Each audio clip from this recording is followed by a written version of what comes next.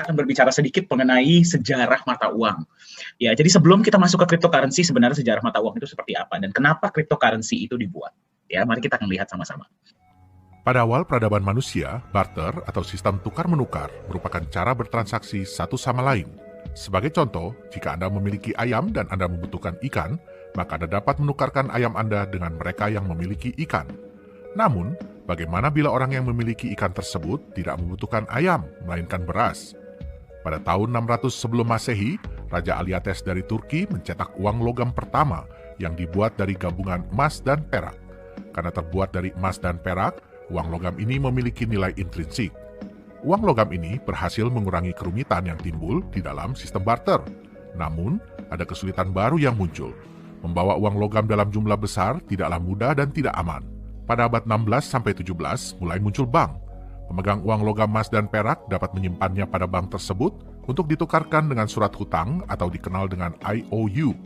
Surat hutang ini adalah bukti kepemilikan sejumlah nilai uang logam emas dan perak yang disimpan dan dapat digunakan pemiliknya untuk bertransaksi serta mudah dibawa karena terbuat dari kertas. Inilah yang disebut dengan uang kertas. Dahulu, semua negara yang ingin mencetak uang kertasnya harus memiliki cadangan emas yang senilai.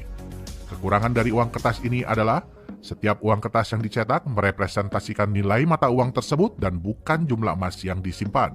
Sebagai contoh, ketika Anda menyimpan 100 gram emas di bank pada saat harga emas bernilai $1 per gram, Anda akan mendapatkan uang kertas senilai $100. Beberapa tahun kemudian nilai emas naik menjadi $10 per gram. Jika Anda mengembalikan uang kertas tadi yang bernilai $100 ke bank, maka bank hanya akan mengembalikan kepada Anda 10 gram emas. Hak emas Anda berkurang sebanyak 90 gram. Sehingga, jika nilai emas terus naik, nilai uang kertas Anda terus menurun dibandingkan dengan jumlah emas yang Anda simpan. Hal ini berlangsung hingga tahun 1971 ketika Presiden Amerika Serikat Richard Nixon mencabut standar emas dari sistem uang Amerika Serikat. Uang kertas yang seharusnya memiliki cadangan emas kini dapat dicetak tanpa batas. Konsep ini kemudian diikuti oleh negara-negara lain. Inilah yang disebut dengan uang fiat. Tidak terbatasnya jumlah uang fiat yang dapat dicetak menyebabkan timbulnya inflasi. Tahun 2008, Bitcoin, mata uang kripto pertama, dibuat. Mata uang kripto diciptakan dengan sistem yang memungkinkan transaksi antar individu tanpa campur tangan pihak ketiga dan memiliki jumlah yang terbatas sehingga diharapkan tidak terjadi inflasi. Tantangan utama mata uang kripto adalah tidak adanya aset yang membackup, sehingga harganya sangat berfluktuasi. Sebagian besar uang kripto yang beredar, nilainya terus-menerus turun, bahkan ada yang sudah tidak bernilai sama sekali. Nagaya hadir untuk mengembalikan dan menyempurnakan fungsi mata uang yang sebenarnya, dengan menciptakan sebuah mata uang yang jumlahnya terbatas sehingga tidak terpengaruh inflasi, di-backup oleh emas murni, artinya setiap Nagaya memiliki hak atas sejumlah emas. Jumlah emas yang membackup setiap Nagaya akan bertambah karena Nagaya akan menjalankan proyek-proyek real yang akan menambahkan jumlah emas Nagaya tersebut.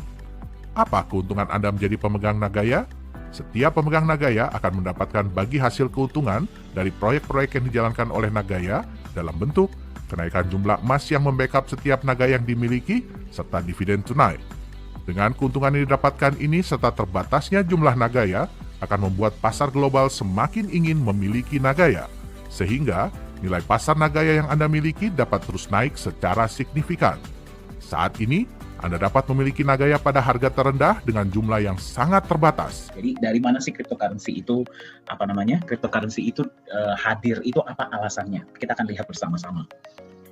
Ya, jadi Anda mungkin mengetahui ya, bahwa pertama kali ya itu transaksi terjadi itu menggunakan barter. Ya. Jadi barter itu ya kegiatan tukar-menukar, Anda pasti tahu ya. Jadi kalau misalkan Anda butuh ayam, terus Anda punya sapi, dia bertukar. Seperti itu. Ya. Jadi itu benar-benar yang paling awal, paling jebot lah. Itu metode transaksi itu adalah dengan menggunakan barter. Nah, apa tantangan barter? Ya fleksibilitas terbatas. Anda setuju ya? Anda belum tentu semua orang yang mempunyai ayam itu butuh sapi dari Anda. Mungkin dia butuhnya kayu atau beras, kan seperti itu.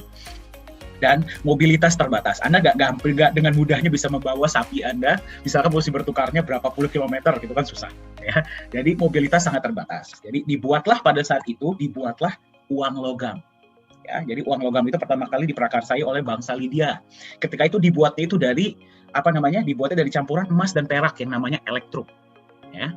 Jadi untuk mendapatkan sebuah barang itu mereka harus menukar dengan uang logam yang sesuai. Jadi kan lebih uniform ya untuk semuanya. Tetapi kembali mobilitas terbatas, berarti kalau untuk membawa uang logam yang berat itu kan sangat sulit ya. Tidak aman, disinilah mulai muncul tuh yang namanya begal. Orang lagi jalan tiba-tiba diambil uang logamnya. Ya, dan logam mulianya juga terbatas, nggak mungkin terus bisa dibuat namanya elektrum tersebut. Jadi pada saat itu dibuatlah uang kertas. Ya, uang kertas ini kalau nanti mungkin Pak Yohanes akan bercerita lebih dalam mengenai ini ya, tapi uang kertas ini adalah sebuah bentuk bukti penyimpanan, bukti kepemilikan atas sejumlah uang logam. Yang berarti kita juga bisa sebut sebagai IOU. Ya. Jadi Anda simpan uang logam Anda di satu tempat, Anda dapatlah uang kertas ini, yang berarti Anda memiliki sekian banyak uang logam. Tetapi tantangan utama dari uang kertas atau uang kertas berpindah menjadi uang fiat ya, yang berarti tidak ada backupnya. Ya, itulah tantangan utamanya sebenarnya. Ya, beberapa tantangannya adalah yang pertama tidak aman, yang kedua nilainya terus berkurang. Ya, berarti dengan lebih banyaknya uang kertas ini diprint oleh bank sentral, oleh yang meng-issue ya, berarti nilai dari uang kertas tersebut itu terus berkurang. Itulah kenapa kita memiliki yang namanya inflasi. Karena dia itu jumlahnya tidak terbatas. Bisa kalau kurang di-print lagi, kalau kurang di-print lagi, kalau kurang di-print lagi. Itulah kekurangan dari uang kertas. Nah, kemudian muncullah uang elektronik ya, contohnya OVO, GoPay, Dana, M-Banking. Apakah uang elektronik ini menyelesaikan tantangan dari inflasi? Tidak, dia hanya memudahkan saja. Ya, tapi dengan munculnya uang digital, muncullah permasalahan-permasalahan baru. Contohnya tentang pemalsuan. Kalau misalkan Anda menggunakan mata uang, misalkan alat transaksi digital, misalkan OVO, GoPay, Dana, dan sebagainya, data Anda hanya disimpan di satu server saja, yaitu server perusahaan tersebut atau server bank tersebut. Yang jadi pertanyaan adalah, bagaimana kalau server tersebut dijebol atau dihack? Ya, dan yang kedua, kita tahu dari mana data kita itu benar-benar disimpan dan tidak diperjualbelikan. Ya, jadi mungkin Anda pernah baru buka bank, ya tiba-tiba besoknya udah dapat tawaran kartu kredit. Nah, itu kan kita nggak tahu dari mana. Ya, jadi itulah beberapa tantangan-tantangan yang terjadi sehingga warga dunia ini mulai berpikir, apa ya solusinya agar kita bisa bertransaksi peer-to-peer, mengatasi permasalahan inflasi, ya mengatasi permasalahan inflasi bisa bertransaksi peer-to-peer, ya. Apa solusinya? Apa yang harus kita perlakukan? Jadi tidak ada yang namanya pihak ketiga. Itulah di mana munculnya cryptocurrency. Ya, jadi mata uang kripto ini muncul untuk sebenarnya menyelesaikan tantangan-tantangan yang ada di sistem keuangan yang sudah ada sekarang. Jadi dia itu berbentuk revolusi istilahnya ya, revolusi untuk istilahnya kita menciptakan sebuah mata uang baru yang tidak akan kena inflasi, tidak hanya divalidasi oleh otoritas sentral dan bisa dari kita, oleh kita, untuk kita. Nah, ternyata dia itu sudah mulai terkenal ya sekarang, apalagi kemarin Bitcoin nilainya sudah sangat tinggi. Nah, apa perbedaan dari cryptocurrency dan uang digital dan uang-uang lainnya? Ya, dan apa sih sebenarnya potensi ke depannya? Nah, itu yang akan bawakan bukan saya. Yang akan bawakan sesi selanjutnya ini adalah CEO dari Nagaya Technologies. Ya, beliau sekarang kita sudah berkecimpung di dunia cryptocurrency ini sudah 3-4 tahun. Ya, jadi beliau yang akan berbagi. Untuk itu, saya persilahkan CEO Nagaya Technologies, Pak Yohanes Chandra, untuk berbagi mengenai cryptocurrency. Silahkan, Pak. Ya, baik. Terima kasih, Pak Dani. Ya, jadi selamat pagi, Bapak-Bapak, Ibu-Ibu. Ya, selamat datang dan terima kasih ya sudah meluangkan waktunya ya untuk menghadiri. Kita ingin memberikan sedikit ya tentang cryptocurrency itu apakah bisa menjadi future of money. Jadi Dr. Anton udah bilang ya, ini fenomena yang cukup luar biasa. Terus kemudian juga bahkan Bank Sentral kita, Bank Indonesia itu berencana untuk menerbitkan mata uang digital. Nah, apakah mata uang digital yang nantinya diterbitkan oleh Bank Indonesia ini sebuah cryptocurrency? Itu jawabannya tidak. Jadi di sini juga kita akan membahas apa sih bedanya tentang mata uang digital dan cryptocurrency. Jadi apa sih mata uang kripto? Ya, mata uang kripto adalah sebenarnya sebuah aset digital. Ya, jadi Bapak Ibu nggak bisa pegang bentuknya. Jadi nggak ada fisiknya. Kalau ditanya Bitcoin itu bentuknya seperti apa sih? Ya, terus kemudian kalau ada yang bilang, saya pernah lihat loh koinnya Bitcoin. Ya, itu bukan Bitcoin. Ya, itu orang mungkin bikin mock-up ya. Semacam apa ya, souvenir lah. Ya, dalam bentuknya itu dibuat seperti logonya Bitcoin. Ya, tapi Bitcoin itu Bapak Ibu tidak bisa pegang. Jadi tidak ada fisiknya. Dia digital, ya kan? Yang memang dirancang itu untuk media pertukaran. Jadi pada awalnya itu belum dibuat sebagai sebuah mata uang ya, karena gini, konsep mata uang itu baru bisa dibilang mata uang kalau memang ada orang yang mau menerima sebagai alat pembayaran. Ya, nah, jadi pada awalnya itu adalah sebagai media pertukaran. Jadi ya menggunakan kriptografi yang kuat. Ya, terus sistem blockchain dan ledger yang terdistribusi. Nah, ini kita lihat, ini adalah 3 kunci dari sebuah mata uang kripto. Ya, yaitu kriptografi. Kriptografi itu artinya data-data Bapak Ibu itu dienkripsi. Jadi, contoh password ya, kalau Bapak Ibu misalnya passwordnya mau tahu aja deh lo gitu ya. Nah, itu tidak akan muncul mau tahu aja deh lo di dalam sistemnya, tetapi itu berupa angka dan huruf yang di random, diacak ya. Nah, terus kemudian dia menggunakan sistem blockchain. Sistem blockchain ini pun di dunia database itu sebenarnya sudah lama digunakan, ya, dan ledger terdistribusi untuk mengamankan transaksi keuangan, ya kan, terus untuk mengontrol penciptaan unit tambahan. Jadi mata uang itu yang Bapak Ibu tahu kalau Bitcoin kan pada saat ini kan keluarnya itu 6,25 Bitcoin setiap blok yang terjadi, ya. Jadi itu dikontrol dengan 3 sistem ini. Kemudian untuk memverifikasi aset yang dilakukan, transfer Bitcoin yang dilakukan atau transfer mata uang kita yang dilakukan itu valid nggak, benar nggak, boleh nggak dilakukan, ya. Nah, satu hal yang saya ingin katakan adalah kenapa ya kita di sini tidak membahas hari ini, kita nggak ngebahas nih apa sih itu kriptografi secara detail ya, apa itu sistem blockchain secara detail, ledger terdistribusi secara detail, nanti Bapak Ibu pasti ngantuk semua, ya. Nah, ini 3 hal ini, ya. Jadi sebenarnya gini, Bitcoin itu bukan menggunakan teknologi yang wow, ya. Tadi saya lihat di backgroundnya Dr. Anton itu ada AI, ya. Nah, itu adalah teknologi yang wow, ya. Tapi apa teknologi yang digunakan oleh Bitcoin, ya, itu bukan teknologi yang wow, Bapak Ibu. Ya, jadi banyak teknologi-teknologi yang digunakan oleh mata uang kripto itu bukan sesuatu yang luar biasa, ya. Bahkan kalau kita di dunia programming, ya kan, kita ngelihat sistem yang dipakai sama Bitcoin itu kita cukup amazed. Amazed-nya kenapa? Sesuatu yang sangat simple, sesuatu yang orang tidak pernah duga bahwa ini bisa menjadi hal yang luar biasa. Ya, tetapi yang harus diingat begini, Bitcoin atau seseorang yang namanya Satoshi Nakamoto, dan saya yakin itu bukan orang Jepang, ya, dia berhasil menggabungkan 3 buah konsep, yaitu konsep enkripsi, sistem blockchain, dan ledger yang terdistribusi. Karena dia berhasil menggabungkan 3 konsep ini, sehingga menciptakan sebuah aset yang sangat aman. Ya, secara teknologi ya, sangat aman. Oke? Nah, apa sih karakter utama dari sebuah mata uang kripto? Jadi untuk bisa dinyatakan mata uang itu sebagai mata uang kripto atau aset kripto itu apa? Yang pertama, jumlahnya harus terbatas. Ya, karena memang ini dibuat, jadi karakter ini dibuat untuk melawan mata uang fiat atau mata uang yang dibuat oleh bank sentral. Ya, kemudian diregulasi oleh konsensus. Ya, sehingga apapun yang terjadi di dalam sistemnya itu harus merupakan kesepakatan bersama. Keputusan mayoritas. Nah, hebatnya keputusan mayoritas ini dibuat berdasarkan sistem, ya, sistem program. Jadi program, bukan orang.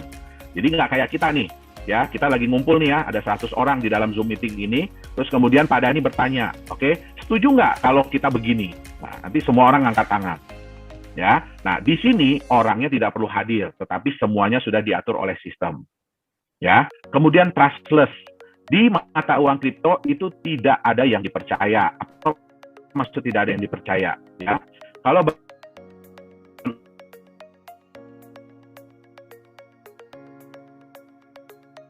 uang sejumlah itu adalah si bank ABC, ya.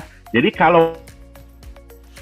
kalaupun misalnya 10 orang, ya, pada tanggal sekian saya ada deposit uang sejumlah berapa miliar di bank ABC ini, ya. Nah, terus bukti yang Bapak Ibu pegang itu yang kertas setoran, slip setoran itu mungkin hilang, ya.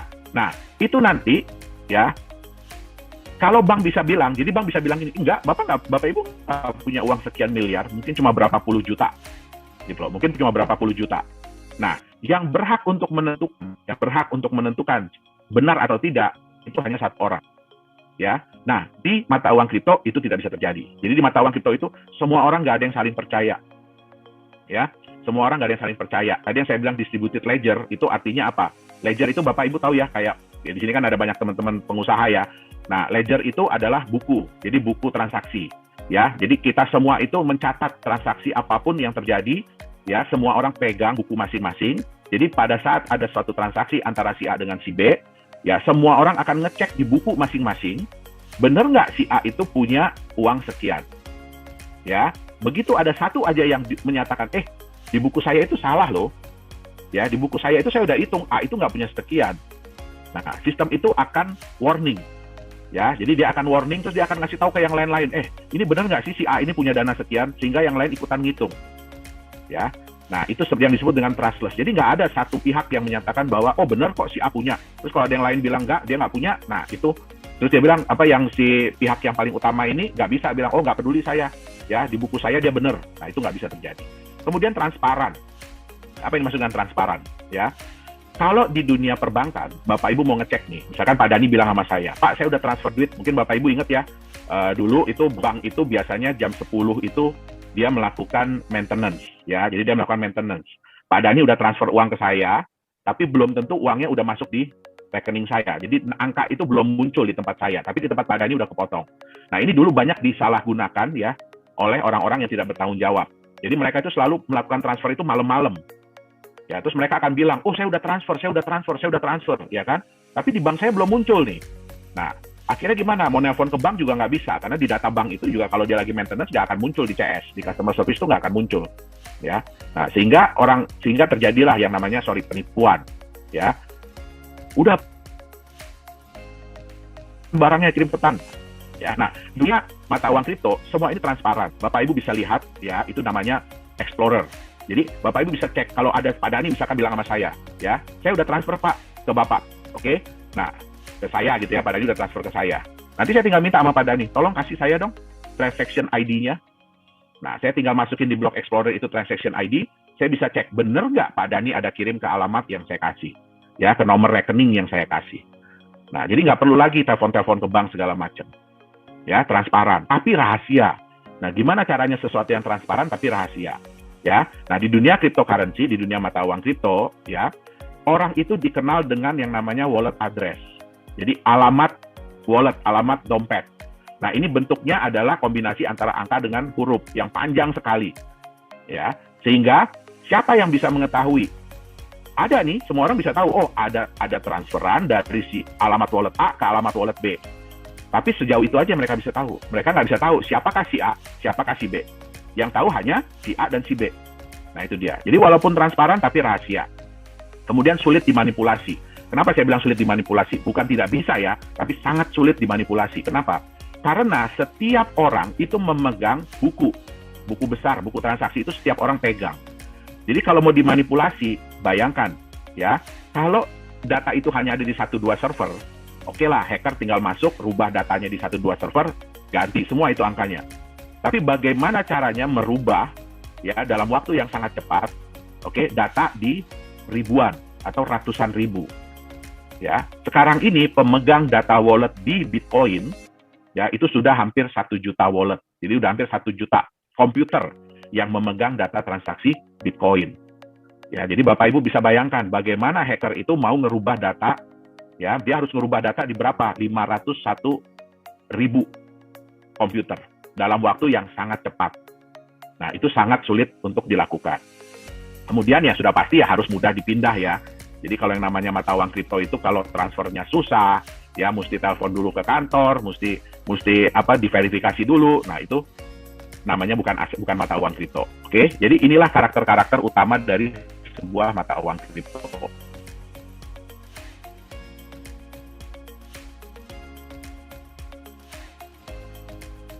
Sudah memulai ya digital money-nya.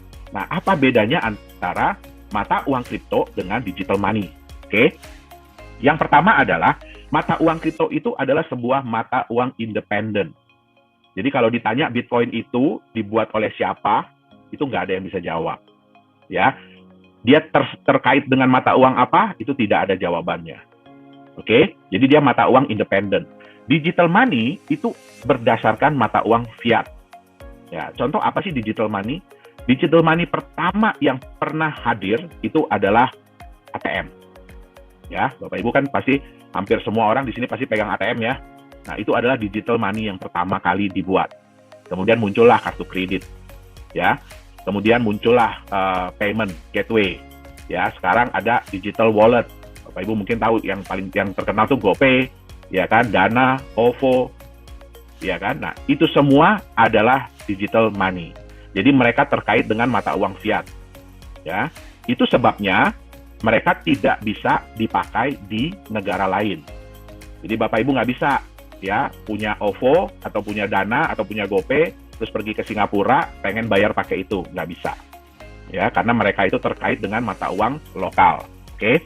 Nah, mata uang kripto itu ya sayangnya sampai saat ini itu tidak diregulasi. Ya, jadi tidak ada yang meregulasi mata uang kripto. Ya, kalau mata uang digital money itu diregulasi oleh otoritas yang berwenang. Ya, contohnya untuk GoPay, Dana, OVO, ya itu diregulasi oleh Bank Indonesia, Bank Sentral. Oke. Nah, kalau mata uang kripto itu verifikasinya terdistribusi yang saya tadi bilang. Ya, kalau di digital money verifikasinya sentral. Sentral itu maksudnya gimana? Waktu Bapak Ibu mau bayar pakai GoPay, siapa yang menyatakan Bapak Ibu berhak untuk membayar sejumlah sekian? Yaitu pihak GoPay-nya. Kalau pakai OVO ya pihak OVO-nya. Nah, itu dia bilang dengan verifikasi sentral, ya. Jumlahnya terbatas. Mata uang kripto itu jumlahnya terbatas. Bitcoin sampai kapanpun jumlahnya maksimum hanya 21 juta. Ya, sekarang yang sudah beredar 18 jutaan. Contoh di Nagaya, ya maksimum yang beredar nantinya adalah 50 juta. Nah, sedangkan untuk digital money jumlahnya tidak terbatas. Karena dia mengikuti mata uang fiat. Ya, Bapak Ibu tahu sudah berapa banyak mata uang rupiah yang beredar? Dan apakah jumlahnya selalu tetap dari tahun-tahun yang lalu? Tidak, dia jumlahnya selalu bertambah. Nah, kemudian bedanya lagi mata uang kripto itu diterbitkan berdasarkan konsensus. Jadi contoh kayak Bitcoin, kalau sudah dinyatakan saat ini keluar 6,25, ya itu nggak bisa tiba-tiba berubah, kita mau tambah deh, sekali keluar jangan 6,25 deh, bikin jadi 50 lagi, itu nggak bisa. Karena sekali sudah dijalankan, konsensus itu sudah berjalan, selamanya akan seperti itu. Nah, berbeda dengan digital money, itu diterbitkan oleh otoritas. Jadi bergantung daripada otoritas, mereka mau terbitin uang baru atau tidak. Ya. Nah, bedanya lagi mata uang kripto, ini yang paling penting dan yang kita tekankan, itu ledgernya terdistribusi. Ya, jadi Bapak Ibu bisa memastikan bahwa apapun yang transaksi yang terjadi itu adalah benar. Ya, dengan digital money, ledgernya tersentralisasi. Oke. Nah, sekarang apa sih itu blockchain teknologi? Seperti saya bilang tadi ya, kita nggak akan bahas blockchain teknologi ini secara detail ya. Nah, nanti Bapak Ibu ngantuk jadinya. Oke. Nah, apa itu blockchain teknologi? Ya, blockchain teknologi itu adalah sistem database yang memiliki karakter data yang bersifat immutable. Jadi sekali sudah dilakukan, itu tidak bisa diedit. Ya, tidak bisa dihapus. Kalau mau diedit, mau dihapus, bayangin harus mengedit dan menghapus ratusan, ribuan, bahkan ratusan ribu jutaan data. Jadi itu bisa dibilang udah nggak bisa dihapus lagi, udah nggak bisa diedit. Hanya bisa ditambahkan. Ya, kemudian juga sulit untuk dimanipulasi. Nah, di mana data-data tersebut dikelompokkan ke dalam satu grup data yang disebut dengan blok. Nah, hebatnya lagi, blok ini harus bisa terhubung dengan blok-blok sebelumnya, ya, dan semuanya dikriptografi. Ya, jadi kalau mau ngerubah blok yang nomor 10, ya, berarti blok dari nomor 1 harus dirubah. Nah, itu nggak gampang. Oke. Nah, cara kerjanya gimana sih? Ya, nah, Bapak Ibu contohnya nih, ada si A yang mengirim 1 Bitcoin kepada si B. Nah, data ini akan dikirimkan, ya, data ini akan dikirimkan kepada semua pemegang wallet. Nah, data-data yang dikirimkan ini nantinya akan dibuat menjadi satu blok dan kemudian dienkripsi. Nah, itu ada beberapa, ya, ada beberapa mesin. Jadi bukan orang yang menghitung ya. Jadi jangan dibayangin di blockchain itu ada adminnya. Jadi ada yang ngitung, ya, pakai kalkulator gitu. Oh, ini benar nggak nih? Benar nggak? Pakai Excel gitu, nggak ada, ya. Jadi di sini, ya, semua perhitungan itu dilakukan oleh mesin. Itu yang disebut dengan mining. Ya, nah, sebenarnya saya juga nggak setuju ya kalau Bitcoin atau cryptocurrency ini dibilang mining. Itu hanya sebuah anggapan, ya, sebuah anggapan seolah-olah untuk menunjukkan bahwa mata uang kripto itu setara dengan emas, ya, setara dengan emas. Nah, itu saya sangat nggak setuju karena saya tahu ya susahnya, beratnya, capeknya nambang beneran, ya, nambang beneran dibanding dengan menambang Bitcoin. Ya, saya juga menambang Bitcoin dari tahun 2011. Oke. Nah, setelah ini kemudian ya transaksi ini dinyatakan benar oleh miners, oleh orang-orang mesin-mesin yang memining, ya kemudian juga disetujui oleh orang-orang yang megang ledger, yang memegang data, baru kemudian blok yang disetujui ini akan ditambahkan kepada blok-blok yang sudah ada sebelumnya. Sehingga itulah yang disebut dengan blok itu terverified. Ya, jadi sistemnya seperti itu. Oke. Sebenarnya blockchain ini peluangnya di mana aja sih? Tadi ingat ya. Jadi di blockchain ini salah satu kata kuncinya adalah data itu tidak bisa dipalsukan. Data itu tidak bisa diedit. Ya. Data itu tidak bisa ada double. Jadi tidak bisa ada ganda. Nah, sebenarnya ini bisa dipakai di mana? Transparan dan rahasia. Ya, kita tahu ya, kan kalau kita suka ikut pemilu ya. Nah, itu kan transparan tapi rahasia. Nah, jadi blockchain ini sebenarnya bisa juga dipakai untuk berbagai industri. Contohnya pemilihan umum. Ya, terus kemudian sertifikat. Kita tahu ya sering terjadi ya, sertifikat tanah itu bodong atau double, ya kan? Nah, kemudian juga hak kekayaan intelektual. Dan yang paling sering digunakan adalah untuk membuat sebuah aset digital atau mata uang digital. Ya. Nah, siapa sih yang mencetuskan ya konsep mata uang kripto ini? Nah, itulah yang disebut dengan diberi nama Bitcoin oleh seseorang yang disebut Satoshi Nakamoto. Tapi saya bisa jamin ya, itu bukan satu orang dan dia bukan orang Jepang dan itu bukan nama dia. Ya. Nah, satu hal tadi yang saya bilang yang hebat dari Bitcoin ini, dari si Satoshi ini adalah dia berhasil menggabungkan 3 komponen utama. Kriptografi, ledger dan distribusi, dan teknologi blockchain. Nah, gabungan ketiga komponen ini ya memungkinkan Bitcoin bisa melaksanakan fungsi peer-to-peer, jadi transfer secara desentralisasi dan tidak dapat dipalsukan. Oke, kenapa Bitcoin muncul? Ya, Bitcoin muncul ini sebenarnya adalah sebuah revolusi, ya, dari ketidakpercayaan masyarakat dunia terhadap bank sentral. Ya, contoh kepercayaan itu apa? Bapak Ibu, ada yang bisa tahu? Mungkin bisa chat ya di sini ya. Ada yang bisa chat di sini. Sebenarnya uang yang Bapak Ibu pegang, selain daripada yang selama ini kita pelajari ya, itu kan sebagai alat tukar yang sah. Ya, ada yang tahu nggak sih itu sebenarnya apa? Uang yang Bapak Ibu pegang itu sebenarnya apa? Mungkin bisa dibagi di chat. Uang yang Bapak Ibu pegang itu sebenarnya adalah apa?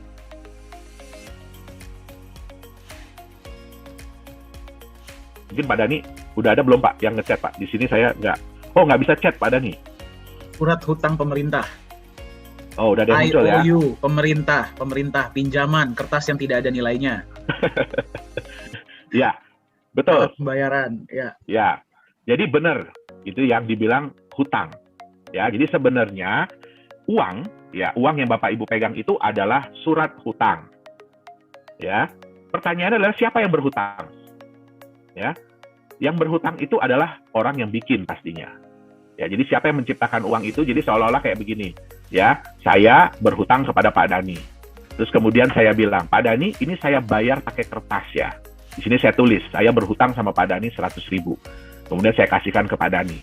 Ya, nanti dari uang ini Pak Dani mau bayar orang nih.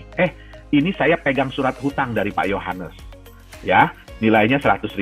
Nanti kamu pegang ini ya. Kalau kamu mau tagih, kamu tagih ke dia. Ya, ke Pak Yohanes. Nah, bayangkan ya, Bapak Ibu biasanya kalau mau berhutang itu kan setengah mati ya.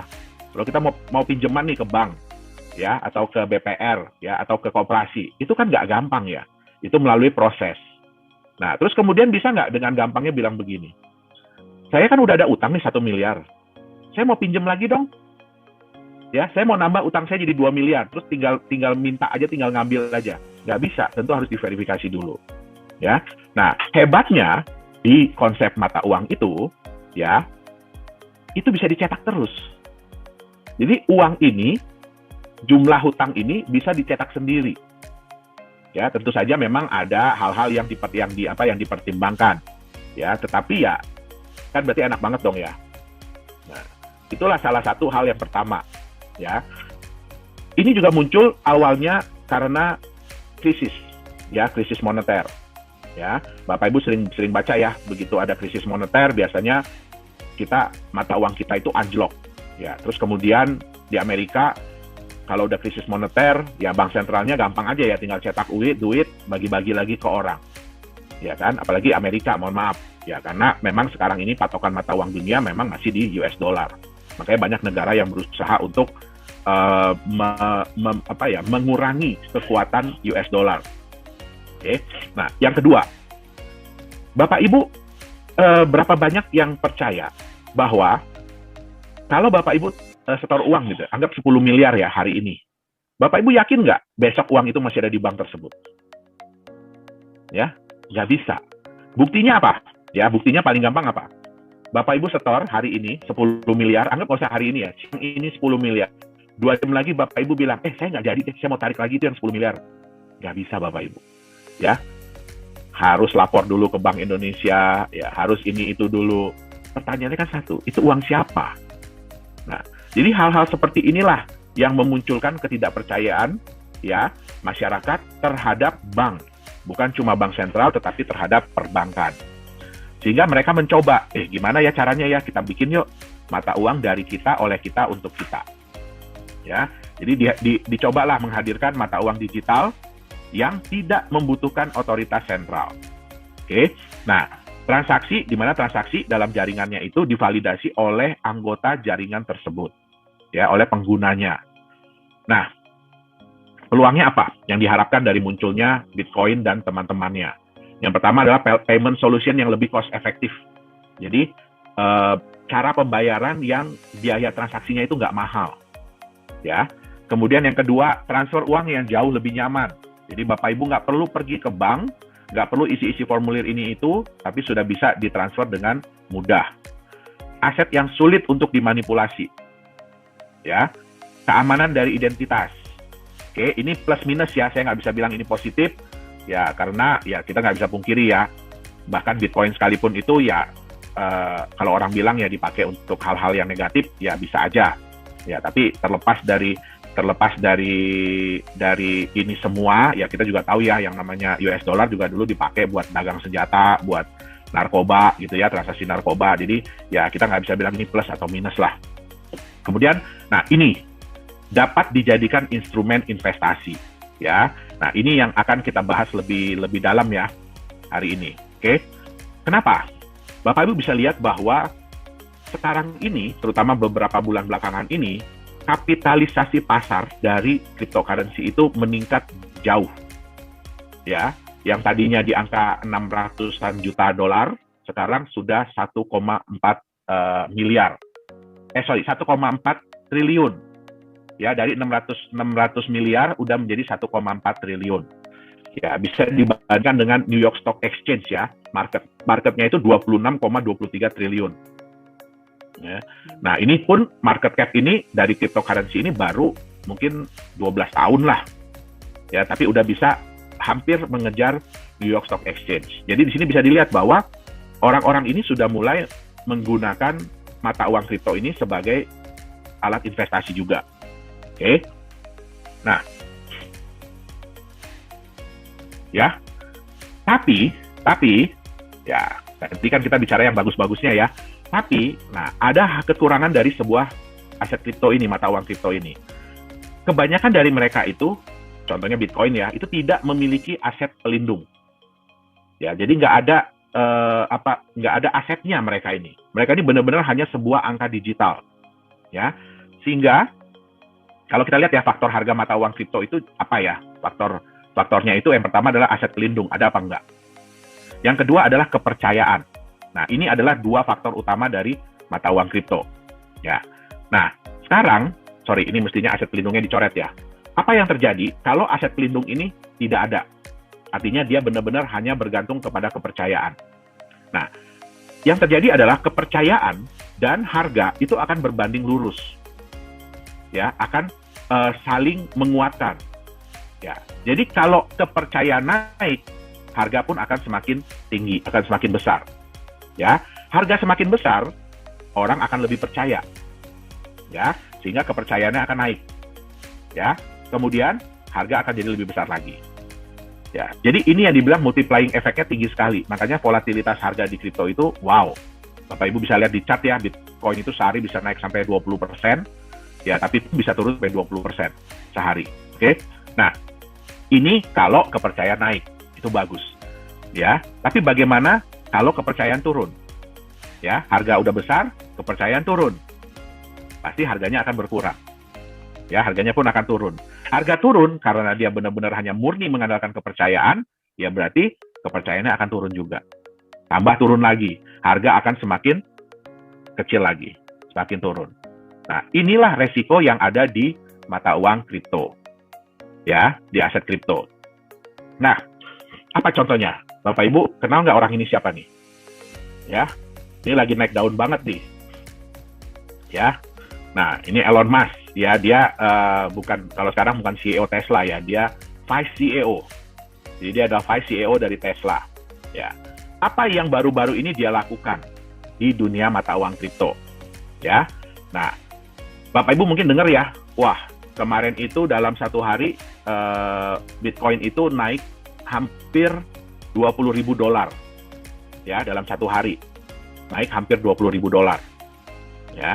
Nah, siapa yang melakukan? Orang ini. Nah, banyak yang senang, Bitcoin naik sampai $20.000 ya. Bagi kami ya yang penggiat di mata uang kripto, ini sebenarnya adalah nilai negatif. Kenapa? Kejadian kemarin ini menunjukkan bahwa mata uang kripto ini masih fragile, jadi masih rapuh. Ya, belum bisa dibilang sebagai aset yang kuat, belum bisa dia bilang sebagai aset yang mature, yang dewasa. Ya, apa yang terjadi kemarin? Ya, ini kalau mungkin Bapak Ibu belum kepikiran apa sih strategi yang dilakukan oleh yang namanya Elon Musk ini. Ya, jadi pertama kali itu dia mencoba ini mata uang kripto ini seberapa kuatnya sih. Jadi dia nyoba-nyoba dulu dengan mata uang yang namanya Doge. Doge itu kalau di dunia kripto itu sudah dianggap ya itu mata uang receh lah. Ya, jadi dia coba dulu. Dia coba nge-tweet ya, I love Doge. Ya, Doge itu adalah luar biasa lah ibaratnya ya. Dan terbukti dari omongan dia ya Doge naik. Ya, harga Doge naik hanya gara-gara dia ngomong. Dia nggak beli loh. Hanya gara-gara dia ngomong. Ya. Terus kemudian dia tweet lagi kedua kali. Di Doge juga. Harganya naik. Ya. Dia coba lagi di beberapa mata uang kripto. Harganya naik. Ya. Wah. Itu menunjukkan apa? Ya, bahwa dengan omongan orang terkenal ya, harga itu bisa diatur. Oke? Akhirnya apa yang dilakukan? Dia perintahkan Tesla untuk membeli Bitcoin senilai $1,5 miliar. Ya, kemudian ya dia kan harus lapor ya ke SEC ya. Jadi dilaporkan, oke, masuklah. Ya, laporan itu kan itu publik, semua orang bisa tahu. Hebohlah dunia. Wah, Elon Musk membeli Tesla. Elon Musk menyuruh Tesla untuk membeli Bitcoin dan bilang bahwa nantinya Tesla akan menerima Bitcoin sebagai alat pembayaran. Tapi ya orang kita, bukan orang kita doang ya, orang dunia itu ya kalau baca itu cuma setengah-setengah. Dia nggak baca ada tanda di belakangnya. Apabila diizinkan oleh otoritas. Ya, apabila diizinkan oleh otoritas itu nggak dibaca, ya di belakang yang dibaca cuma depannya doang. Ya. Terus dipikirnya, ini Bitcoin Tesla bakalan beli lebih banyak lagi Bitcoin. Dia nggak tahu, itu udah dibeli Bitcoinnya $1,5 miliar. Apa yang terjadi? Harganya melonjak tinggi. Ya, saya ada hitung-hitungan dengan Pak Dani, ya kurang lebih dia bisa dapat untung $500-an juta lah. Ya, jadi Bitcoin yang dia beli $1,5 miliar itu, ya pada saat harga tertinggi kemarin sudah sampai 2 miliar. Nah, kita waktu itu ada bikin acara gathering ya, waktu Chinese New Year. Saya bilang, apa yang terjadi kalau dia bilang yang kebalikannya? Bayangkan Bapak Ibu, apa yang terjadi kalau dia bilang yang kebalikannya? Dan benar kejadian. Dia bilang, ini harga Bitcoin udah terlalu tinggi. Dalam satu hari, turun lagi harga Bitcoin. Ya. Nah, apa yang bisa kita ambil dari sini? Jadi, ya bahkan Bitcoin, itu mother of coin, ya ibunya dari semua koin, neneknya dari semua koin, itu pun masih fragile. Ya, masih bisa diatur oleh rumor. Ya, Bapak Ibu tentu nggak mau dong punya aset, punya mata uang yang cuma gara-gara ada orang terkenal bilang, ya, saya nggak suka nih dengan aset ini, tiba-tiba harganya drop. Ya, kita kan nggak mau yang seperti itu. Ya, apalagi kalau mau dianggap sebagai mata uang. Ya, di sini banyak ya teman-teman dari KPI, ya, pengusaha. Kalau Anda dibayar oleh suatu aset yang, ya, harganya bisa seperti itu, kira-kira tenang nggak? Ya. Saya lagi baru terima pembayaran nih, pakai koin ABC, ya, tiba-tiba 1 jam kemudian harga turun 10%. Stres nggak? Nah, ya, jadi kita sendiri bisa bilang bahwa ya untuk saat ini, ya, resiko untuk menerima cryptocurrency sebagai mata uang, sebagai alat pembayaran, ya itu masih tinggi sekali. Ya, tergantung lagi balik kepada pihak penjual, mau nggak dia menerima. Ya, nah tapi apakah terus, jadi nggak bisa dong Pak, ya cryptocurrency itu diterima sebagai mata uang kripto. Bisa, ya, tetapi harus ada harus ada sesuatu yang membantu dia. Ya, jadi kalau kita bilang ya mata uang kripto ini anggap masih kayak anak kecil, ya, anak umur 11 bulan lah, ya, 11 bulan 1 tahun, yang lagi berusaha untuk jalan, yang lagi berusaha untuk berlari. Ya, tentu saja nggak bisa ya, tiba-tiba langsung jalan lari gitu ya, nggak bisa ya, ada yang nabrak tembok, ada yang jatuh. Nah, sehingga perlu sesuatu untuk membimbing dia, untuk menjaga dia. Ya, nah, saya sampai lupa, gara-gara ngebahas orang ini saya sampai lupa, ini chartnya. Ya, ini chartnya. Ya, jadi Bapak Ibu bisa lihat ya, di titik ini, ya Tesla menyatakan bahwa dia membeli 1,5 miliar Bitcoin. Ya, nah harga naik, ya. Nah, begitu harga sudah naik, terus dia bilang, ya, wah, Bitcoin price seems high. Jadi ini udah terlalu tinggi nih harga Bitcoin. Udah jeblok lagi harga Bitcoin. Nah, kali ini si Elon Musk ini kena getahnya. Tadi Dr. Anton bilang ya, saham Tesla turun. Ya kenapa? Ini udah kebiasaan dia. Ya, sebenarnya nggak boleh aset sebuah perusahaan, apalagi kas ya, uang kas dan setara kas, itu dengan gampangnya CEO bilang, wah udah kita pindahin aja ke Bitcoin. Ya, kita pindahin aja ke Bitcoin. Karena semua orang udah tahu, ya Bitcoin itu high risk. Ya, nah terus dengan gampangnya dia bilang, udah kita pindahin aja ke Bitcoin. Ya, itulah yang menyebabkan ketidakpercayaan dari pemegang-pemegang saham dia. Walaupun harga Bitcoin naik. Nah, di sini dia rugi. Mungkin dia dapat keuntungan dari Bitcoin 500 juta dolar, ya tapi dari penurunan harga saham, ya dia kehilangan nilai saham dia hampir 200 miliar, kalau nggak salah saya, 200 miliar dolar. Nah, jadi sekali ini dia kena getahnya. Ya, makanya juga CEO Microsoft bilang, ya, kalau Anda tidak sekaya Elon Musk, jangan deh bermain di Bitcoin. Ya, kenapa? Bitcoin ini, jujur, Bitcoin ini sudah dianggap bukan lagi sebagai mata uang sebenarnya, tetapi sudah dianggap sebagai gambling atau judi. Ya, kenapa? Ya karena volatilitasnya tinggi, kemudian terlalu terkait dengan rumor, ya. Nah, itu yang menyebabkan banyak ahli-ahli yang menyatakan bahwa ini bukan lagi mata uang kripto, konsepnya udah beralih jauh. Ya, ini udah dianggap gambling, ya. Oke. Nah, saya bilang tadi ya, jadi banyak orang yang mengklaim bahwa Bitcoin itu emas, Bitcoin itu sama dengan emas. Ya, tapi kita lihat dulu volatilitas antara Bitcoin dengan emas. Ya, ini Bitcoin chart. Ya, Bapak Ibu bisa lihat ya, itu sekali naiknya bisa wow, sekali turunnya bisa wow. Ya, nah ini dengan emas. Kalau kita lihat di jangka panjang, memang emas memang ada naik turunnya. Tapi kalau kita lihat grafik secara jangka panjang, ya emas itu relatif naik. Itu dia. Oke. Nah, kita bicara Bitcoin ya. Bitcoin ini yang sukses lah ya, kita bicara ya. Tapi ya kesuksesan dia itu juga bukan dalam waktu yang singkat. Ya, tapi butuh waktu. Bitcoin itu baru mendapatkan pengakuan itu di tahun ke-6, tahun ke-7. Ya, baru kemudian berkembang pesat. Bahkan di tahun 2018 dia sempat drop jauh sekali, sampai tingkat kepercayaan orang itu ya bisa dibilang rendah banget lah. Nah, sayangnya ya banyak sekali pengikutnya. Ini Bapak bisa lihat ya di coinmarketcap.com, hari ini aja cryptocurrency, mata uang kripto yang muncul itu sudah mencapai 8.697. Jadi banyak sekali pengikut-pengikut dari Bitcoin. Ya, banyak orang-orang yang menyatakan begini, kalau Bapak Ibu beli Bitcoin itu harga udah terlalu mahal, udah terlalu tinggi.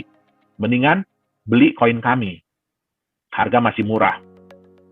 ya, harga masih rendah, ya kan?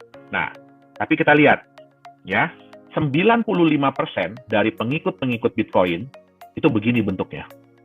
Mereka rata-rata kehilangan nilai dalam jangka panjang. Ya, apakah Bapak Ibu mau punya mata uang, punya aset yang seperti ini? Ya, ini mungkin kira-kira grafiknya mirip kayak mata uang Venezuela hari ini. Ya, nah, jadi banyak sekali yang seperti ini. Oke, nah, biasanya ya mereka itu menawarkan mata uangnya itu dengan cara ICO yang disebut dengan Initial Coin Offering, ya kan?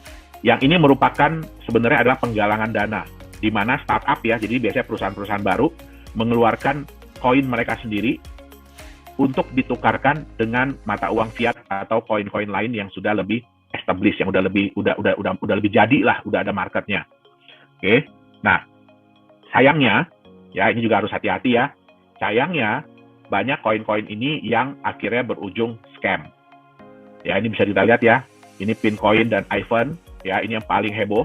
Kenapa? Karena mereka menggunakan public figure di Amerika. Yaitu ada petinju terkenal, ya ada penyanyi terkenal. Ya mereka mengendorse dari koin ini. Dan kenyataannya koin ini akhirnya scam. Ya. Dan di Indonesia banyak sekali. Ya bukan nggak ada ya, tapi di Indonesia juga banyak yang akhirnya berujung dengan scam. Ya. Oke, nah tipe-tipe apa sih yang bisa Bapak Ibu temukan ya di ICO? Yang pertama adalah ICO tuh dengan konsep yang benar. Jadi konsepnya itu benar dan berpotensi naik untuk jangka panjang. Jadi yang seperti saya bilang, Bitcoin sekalipun yang koin pertama itu butuh waktu ya untuk kenaikan nilai. Oke, yang kedua ICO dengan konsep bisnis yang tidak realistis. Contoh, kalau Bapak Ibu menemukan cryptocurrency yang menyatakan bahwa nantinya akan bisa dipakai sebagai alat pembayaran di Indonesia, itu tidak realistis. Ya, kenapa? Indonesia ini hanya menerima satu mata uang, satu alat pembayaran, yaitu rupiah. Bahkan Bapak Ibu tidak bisa bayar pakai US dollar, tidak bisa bayar pakai mata uang lain. Itu contohnya salah satu. Kemudian, ya contohnya adalah yang memberikan janji imbal hasil yang luar biasa. 1% sehari, 3% sehari, 30% sebulan, ada yang 100% sebulan. Nah, itu tidak realistis. Oke. Konsep bisnis yang sama saja seperti yang lain. Ya, biasanya ICO ini mereka menawarkan konsep bisnis apa? Mereka akan bikin market dari kripto. Ya, tadi mungkin nanti bisa lihat ya di CoinMarketCap, hari ini market dari kripto, jadi orang-orang yang berusaha menyediakan tempat jual beli kripto itu sudah 35.000 market. Ya, apakah semua akan berhasil? Tentu tidak. Ya, jadi kalau misalkan ini yang paling penting ya, Bapak Ibu tolong pelajari. Kalau konsep bisnisnya sama saja dengan yang lain yang sudah pernah gagal, ya berarti jangan diikutin. Oke? Nah, banyak juga ya ICO itu dengan tim manajemennya jago IT. Wah, mereka jago banget komputer, program segala macam, tapi tidak jago bisnis. Ya, kenapa? Ya karena ya saya bilang tadi ya, itu kan penggalangan dana ya untuk menjalankan bisnis, untuk menjalankan proyek. Ya, tapi kalau orang-orang yang nggak jago bisnis ya sama aja bunuh diri. Oke?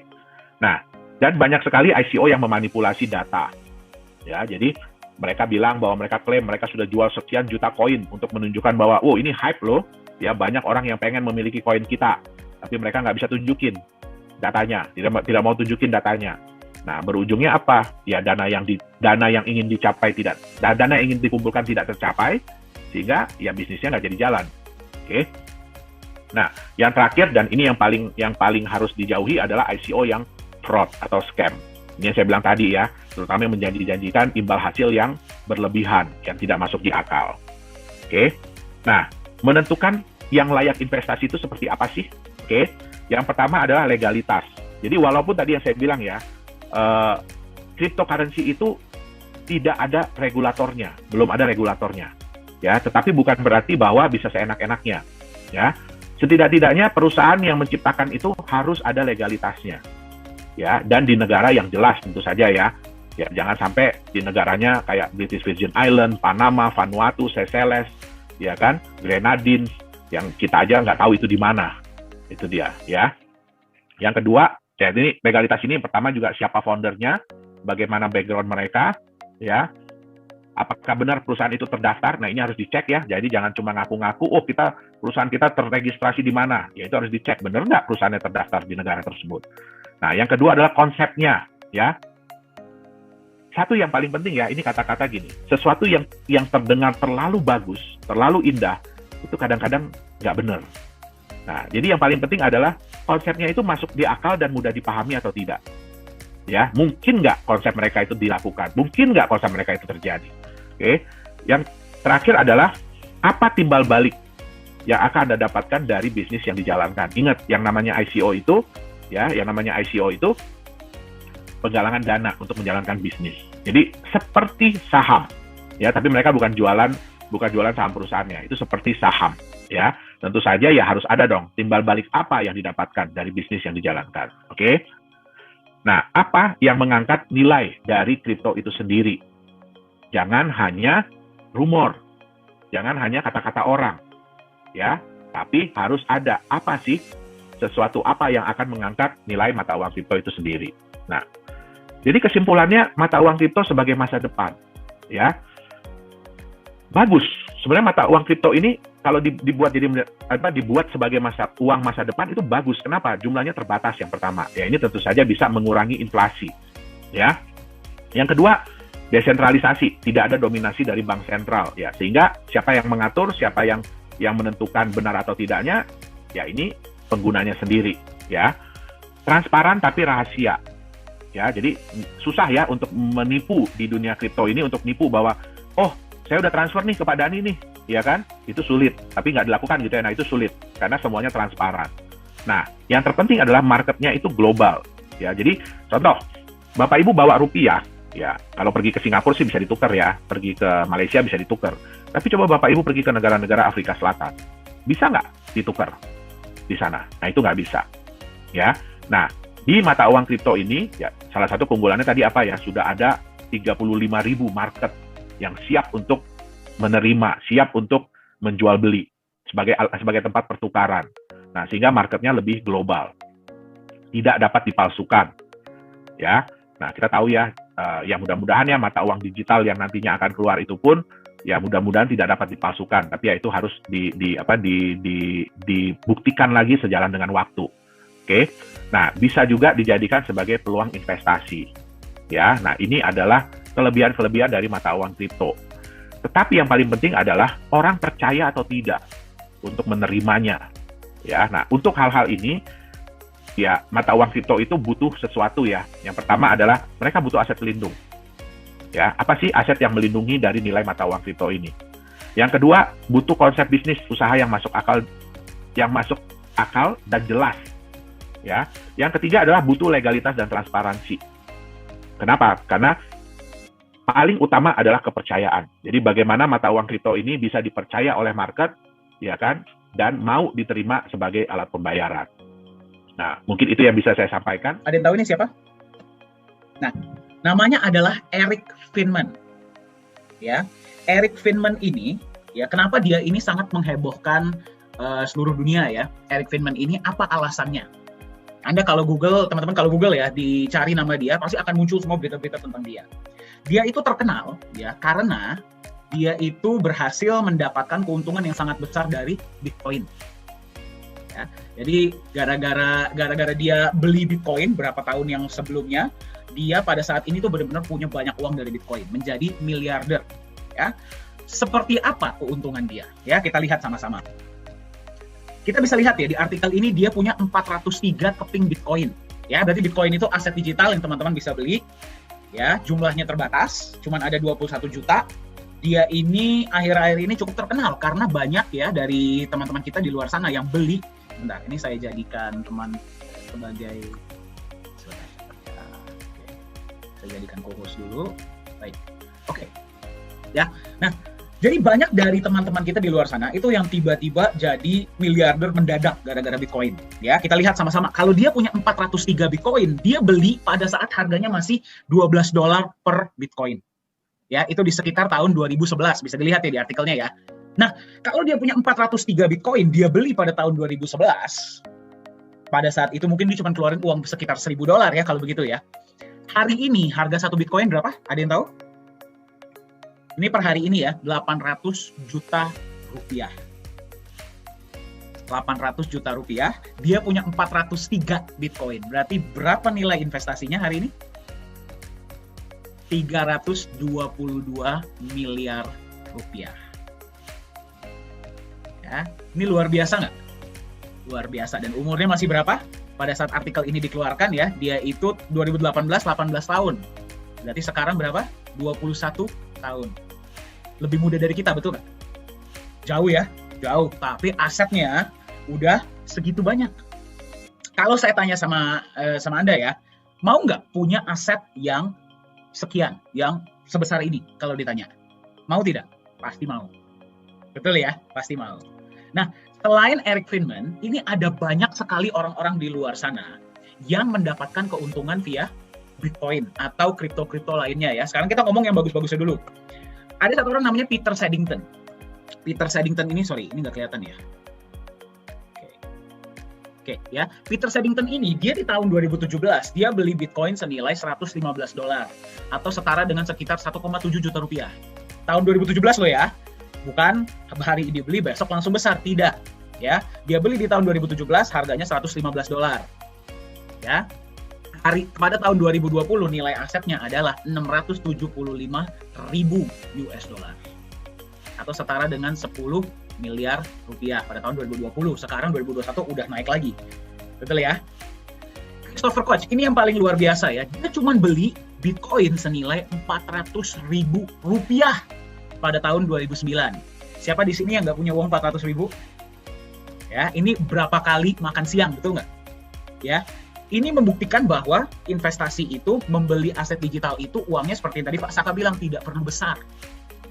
Ya, tidak perlu besar. Dia beli 400.000 rupiah di tahun 2009, hari ini nilai asetnya di tahun 2020 adalah 50 juta dolar. Atau setara dengan 715 miliar. Ya, Eric Friedman yang tadi ya, hari ini nilai asetnya juga sudah sangat luar biasa. Ini di tahun 2020 ya, 2020. Ada lagi Winklevoss ya, Winklevoss ini dia beli memang modalnya besar. Ya, dia beli modalnya besar, 11 juta dolar atau 165 miliar. Hari ini nilai asetnya adalah 15 triliun lebih.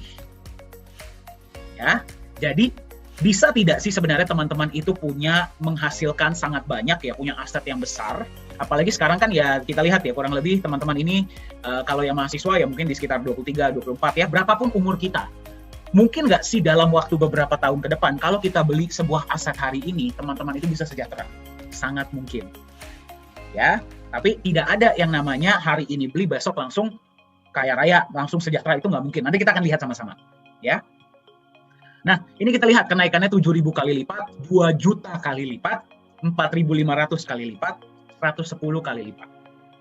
Ya, kita lihat dari sini. Yang membeli yang paling kecil, $26, itu dapat keuntungan yang marginnya paling besar. Ya, 2 juta kali lipat, padahal modalnya paling kecil, betul nggak? Ya, mau nggak teman-teman hari ini sisihkan uang seberapa gitu ya, kesampingkan terus beli aset, terus dapat hasil yang seperti ini? Pasti mau dong. Ya, kenapa yang paling kecil justru dapat keuntungannya paling besar? Alasannya simple. Dia ini beli di awal. Ya, dia ini beli di tahun 2009, dia pegang sampai 2020, sampai sekarang saya yakin dia masih megang. Ya, jadi kapan teman-teman mulai berinvestasi, kapan Anda mulai beli aset digital ini sangat menentukan hasilnya di kemudian hari. Sekarang kita lihat. Ada nggak sih orang-orang yang tadi kan kita lihat yang bagus-bagusnya ya, yang Anda beli sekarang tiba-tiba bom jadi gede, beli sekarang tiba-tiba jadi gede. Ada nggak orang yang kehilangan uang di dunia kripto? Kita lihat sama-sama. Ada orang yang rugi sampai 3 triliun di Bitcoin. Ya, bayangkan. Gede atau kecil itu? Gede. Ya, di sini ini lebih parah lagi. Ya, teman-teman masukkan uang di sebuah platform, tiba-tiba platformnya hilang. Ya, ini terjadi di Turki. Aset nasabah 29 triliun hilang. Jadi bayangin teman-teman yang mungkin udah dapat keuntungan, masuk ke website hari ini keuntungan berapa, tiba-tiba besoknya website-nya nggak bisa dibuka. Hilang. Itu sering kejadian nggak? Sering. Ya, sangat sering di dunia kripto. Ya, ada yang kehilangan 7,7 miliar gara-gara Elon Musk palsu. Teman-teman pada dengar ya Elon Musk itu siapa ya? Nah, jadi pernah terjadi sebuah insiden yang menarik. Jadi account banyak orang-orang terkenal itu dihack. Ya, dihack sehingga dia bilang kalau Anda kasih kita berapa Bitcoin hari ini, saya akan kembalikan 3 kali lipat atau 4 kali lipat. Ya, yang terjadi adalah banyak dong yang ngirim ya. Banyak ya, bayangin kita lagi asik-asik lihat Twitter, tiba-tiba, uang cepat, dia kirim lah, apalagi kan orang terkenal. Ya, tiba-tiba yang terjadi, uangnya hilang. Ya, itulah kembali menekankan, nggak ada yang namanya jadi kaya cepat. Ya, nggak ada hal seperti itu di dunia ini. Jadi kita harus lebih berhati-hati ya, ketika kita mau beli aset kripto, karena aset kripto itu kejam dunianya. Ya, kenapa kita adakan seminar ini hari ini ya? Itu karena kita ingin, apalagi sekarang di luar sana itu sangat-sangat banyak yang akan menawarkan teman-teman itu peluang untuk menjadi kaya cepat. Hari ini beli, habis berapa lama uangnya bisa jadi 3 kali lipat. Ya, terus beli hari ini, terus bisa dapat berapa persen per hari. Kalau ngajak teman bisa jadi lebih besar. Nah, itu harus berhati-hati. Kita akan lihat sama-sama caranya memilih. Ya, caranya memilih aset kripto yang benar seperti apa dan bagaimana teman-teman ini bisa mulai dari modal yang sangat kecil sebenarnya. Kita akan lihat sama-sama ya. Tantangannya apa di dunia kripto? Ya, apa yang membuat nggak semua orang itu bisa mendapatkan keuntungan? Apa tantangannya? Yang pertama, volatilitas tinggi. Volatilitas itu artinya apa? Di sini ada yang pernah naik roller coaster? Pernah ya? Roller coaster itu kan kalau naik tinggi banget, kalau turun tiba-tiba bisa turun sampai lantai, betul tidak? Ya, itulah yang terjadi di dunia kripto. Kita lihat sama-sama ya. Nah, ini chart Bitcoin ya. Bitcoin di tanggal 1 sampai 15 Januari 2021. Teman-teman bayangkan ya, harga Bitcoin dari 28.000 dolar naik ke 35.000. Turun ke 30.000, naik lagi ke 42.500. Seneng dong per Bitcoin ya, berarti dari sekitar 300-400 jutaan naik menjadi hampir 600-650 juta. Seneng nggak? Senang. Tapi abis itu turun lagi ke 400 juta. Ya, memang abis itu naik lagi terus dia turun lagi. Ya, jadi seperti inilah aset-aset digital di luar sana. Mayoritas dari mereka nilainya naik turunnya sangat luar biasa. Ya, jadi teman-teman beli hari ini berapa, besok bisa turun 20-30%. Memang bisa naik 30%, tapi turunnya pun bisa sangat tinggi. Ya, itulah yang terjadi kalau misalkan nggak ada yang namanya aset pelindung. Ya, kita lihat sama-sama nanti, kita lihat sama-sama ya.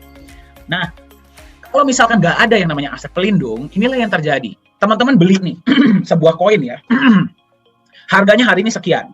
Terus dikompor-komporin, wah harganya akan naik, harganya naik. Teman-teman lihat kepengen ikut beli nggak? Ikut beli, kepercayaan naik, harga naik. Ya, harga naik, kepercayaan naik, harga naik lagi. Jadi dia tuh seperti bubble. Tapi akan ada saatnya di mana bubble itu pecah. Ya, bubble itu pecah, dari harga naik, misalkan harga sudah tinggi, tiba-tiba ada berita negatif dikit, atau mungkin dia sudah sampai titik jenuh, dia turun. Ya, turun, kepercayaan tambah turun, harganya turun terus. Ya, jadi pentingnya kalau teman-teman ingin memilih sebuah aset digital, itu harus ada aset pelindungnya. Nanti kita akan lihat sama-sama. Ya. Tantangan kedua, mayoritas dari mereka nilainya menjadi 0. Nah, kita kalau lihat Bitcoin, ya, Bitcoin itu adalah success story. Ya, Bitcoin itu adalah cerita yang memang oke, dia itu berhasil. Yang jadi pertanyaan adalah di luar sana itu ada sangat banyak aset digital yang mau mengikuti footstep-nya Bitcoin, akan mengikuti langkahnya Bitcoin. Yang terjadi apa, teman-teman? Dijanjikan keuntungan cepat. Ya, koin ini akan menjadi the next Bitcoin. Ya, akan menjadi Bitcoin selanjutnya. Kalau beli hari ini dalam waktu berapa tahun naiknya bisa berapa kali lipat. Ya, biasa dijanjikannya seperti itu. Tapi apa yang terjadi? Dia naik sedikit. Jadi inilah yang teman-teman harus hati-hati. Ya, ketika ditawarin aset digital, biasanya teman-teman akan lihat naiknya tinggi di awal. Tapi setelah itu dia akan turun dan sudah sangat sulit untuk naik. Ya, kalau udah kita lihat ya nilainya banyak yang tiarap. Masih bisa nggak menurut teman-teman naik lagi? Sudah sulit. Ya, itulah kenapa berhati-hatilah ketika memilih aset digital. Nanti kita akan lihat sama-sama ya. Bagaimana sih cara memilih aset digital yang baik sehingga sekarang nih teman-teman ini masih pada muda ya. Atau siapapun ya. Kalau beli hari ini minimal 3-5 tahun ke depan teman-teman tuh bisa punya aset yang bekerja untuk Anda, bukannya justru kehilangan nilai. Nah, ini contohnya nih ya, aktivitasnya seperti apa, tiba-tiba bisa naik tinggi banget, ya, bisa naik tinggi banget, tiba-tiba turun, udah nggak bisa naik lagi. Ya, ini lagi contohnya, kan nggak masuk akal, betul nggak sih? Harganya lagi flat, ya nggak sih, flat, tiba-tiba naik sangat tinggi, turun lagi, flat lagi.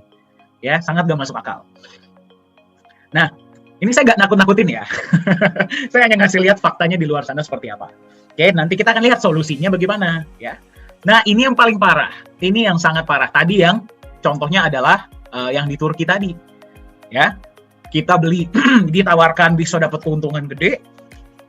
Ya, tiba-tiba website-nya nggak bisa dibuka.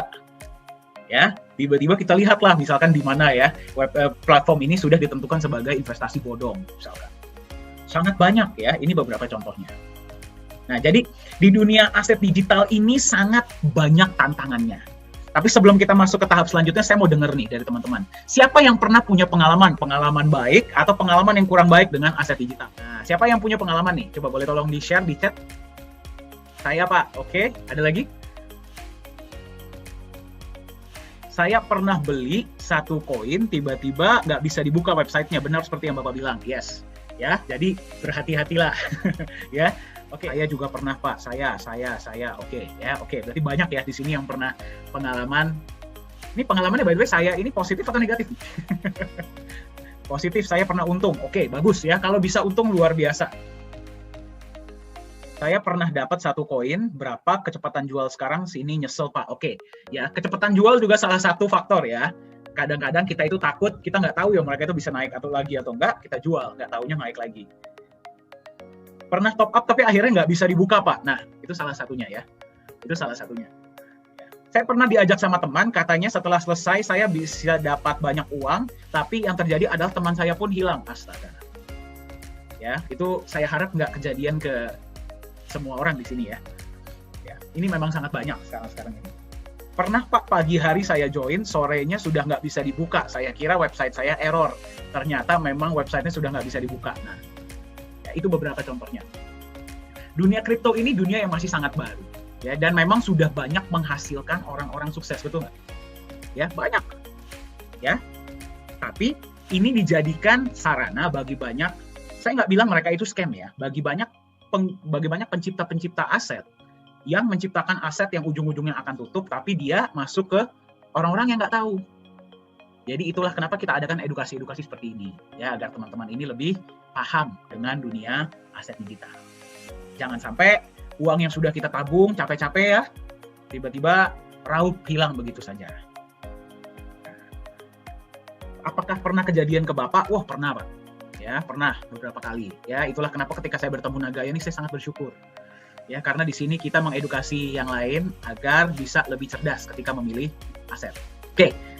Nah, itulah kenapa hari ini kita ingin memperkenalkan ya kepada teman-teman di sini ya, itu adalah aset digital masa depan yang namanya adalah Nagaya. Solusinya bagaimana agar teman-teman itu bisa memilih aset yang benar. Jadi kalau hari ini bilang, oke deh, saya mau mulai berinvestasi, saya mau mulai beli aset digital. Seperti apa yang harus dipilih?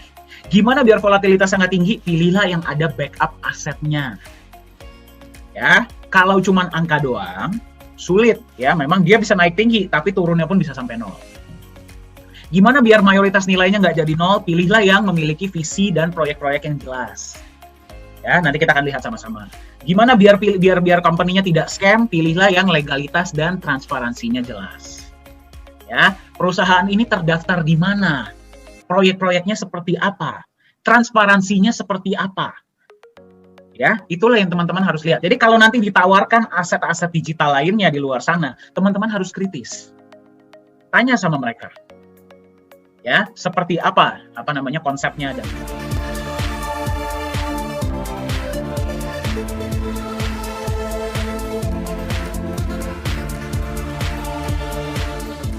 saya mau nanya sama Anda.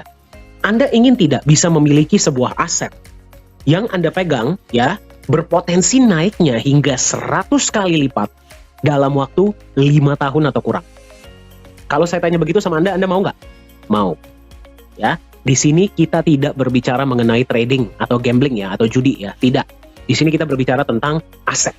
Ya, yang Anda pegang, dia berpotensi naik. Kalau tadi jawaban Anda iya, Anda mau, Mari kita lihat sama-sama. Pilihan aset Anda di luar sana itu ada apa saja? Yang pertama dan yang paling terkenal saham. Betul ya? Nah, pertanyaan saya sama Anda, saham bisa tidak memberikan Anda hasil 100 kali lipat dalam waktu 5 tahun atau kurang? Sulit, betul tidak? Sulit ya, karena saham itu ada beberapa keterbatasan. Kemudian aset yang lain di luar sana ada itu adalah properti. Saya tanya lagi sama Anda, bisa tidak properti kasih Anda 100 kali lipat dalam waktu 5 tahun atau kurang? Sulit. Kalau kita masih ngomong 2 kali lipat, 3 kali lipat ya oke lah ya. Tapi kalau sudah 100 kali lipat kayaknya agak sulit ya. Aset lainnya, ada yang bisa memberikan Anda hasil seperti itu? Tidak ada. Bagaimana kalau saya kasih tahu sama Anda bahwa ada satu jenis aset yang sudah terbukti secara historis, secara sejarah ya, dia itu bisa memberikan 100 kali lipat bahkan lebih dalam waktu 5 tahun atau bahkan kurang. Nama aset tersebut adalah aset kripto. Ya, bagi Anda yang nggak paham kripto, simpelnya seperti ini. Aset kripto itu apa sih? Aset digital. Kita akan lihat sama-sama ya. Aset kripto yang paling terkenal itu adalah Bitcoin.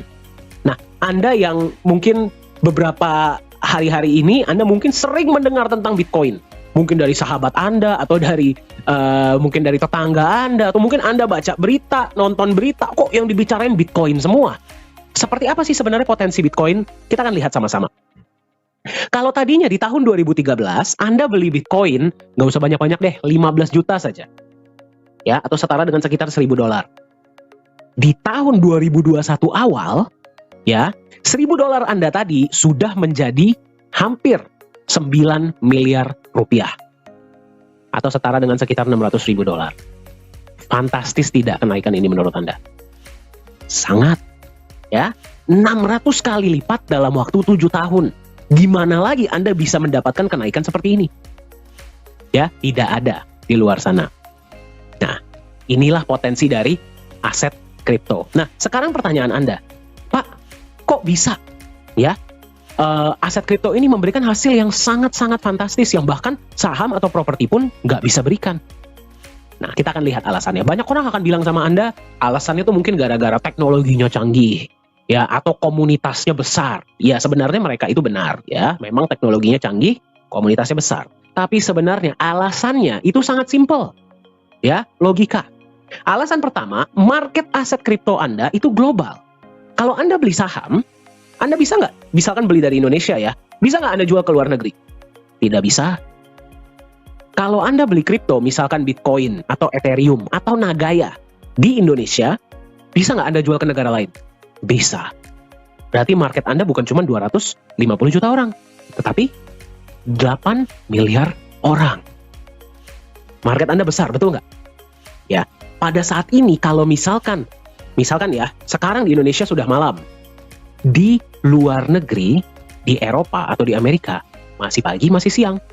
Berarti market Anda itu terbuka 24 jam, 7 hari seminggu. Ya, market yang sangat besar inilah alasan pertama kenapa potensi yang diberikan aset kripto itu jauh dibandingkan dengan aset-aset lainnya. Itu yang pertama. Ya, dan yang kedua, kalau kita berbicara supply atau jumlahnya terbatas. Nah, maksudnya bagaimana tuh, Pak?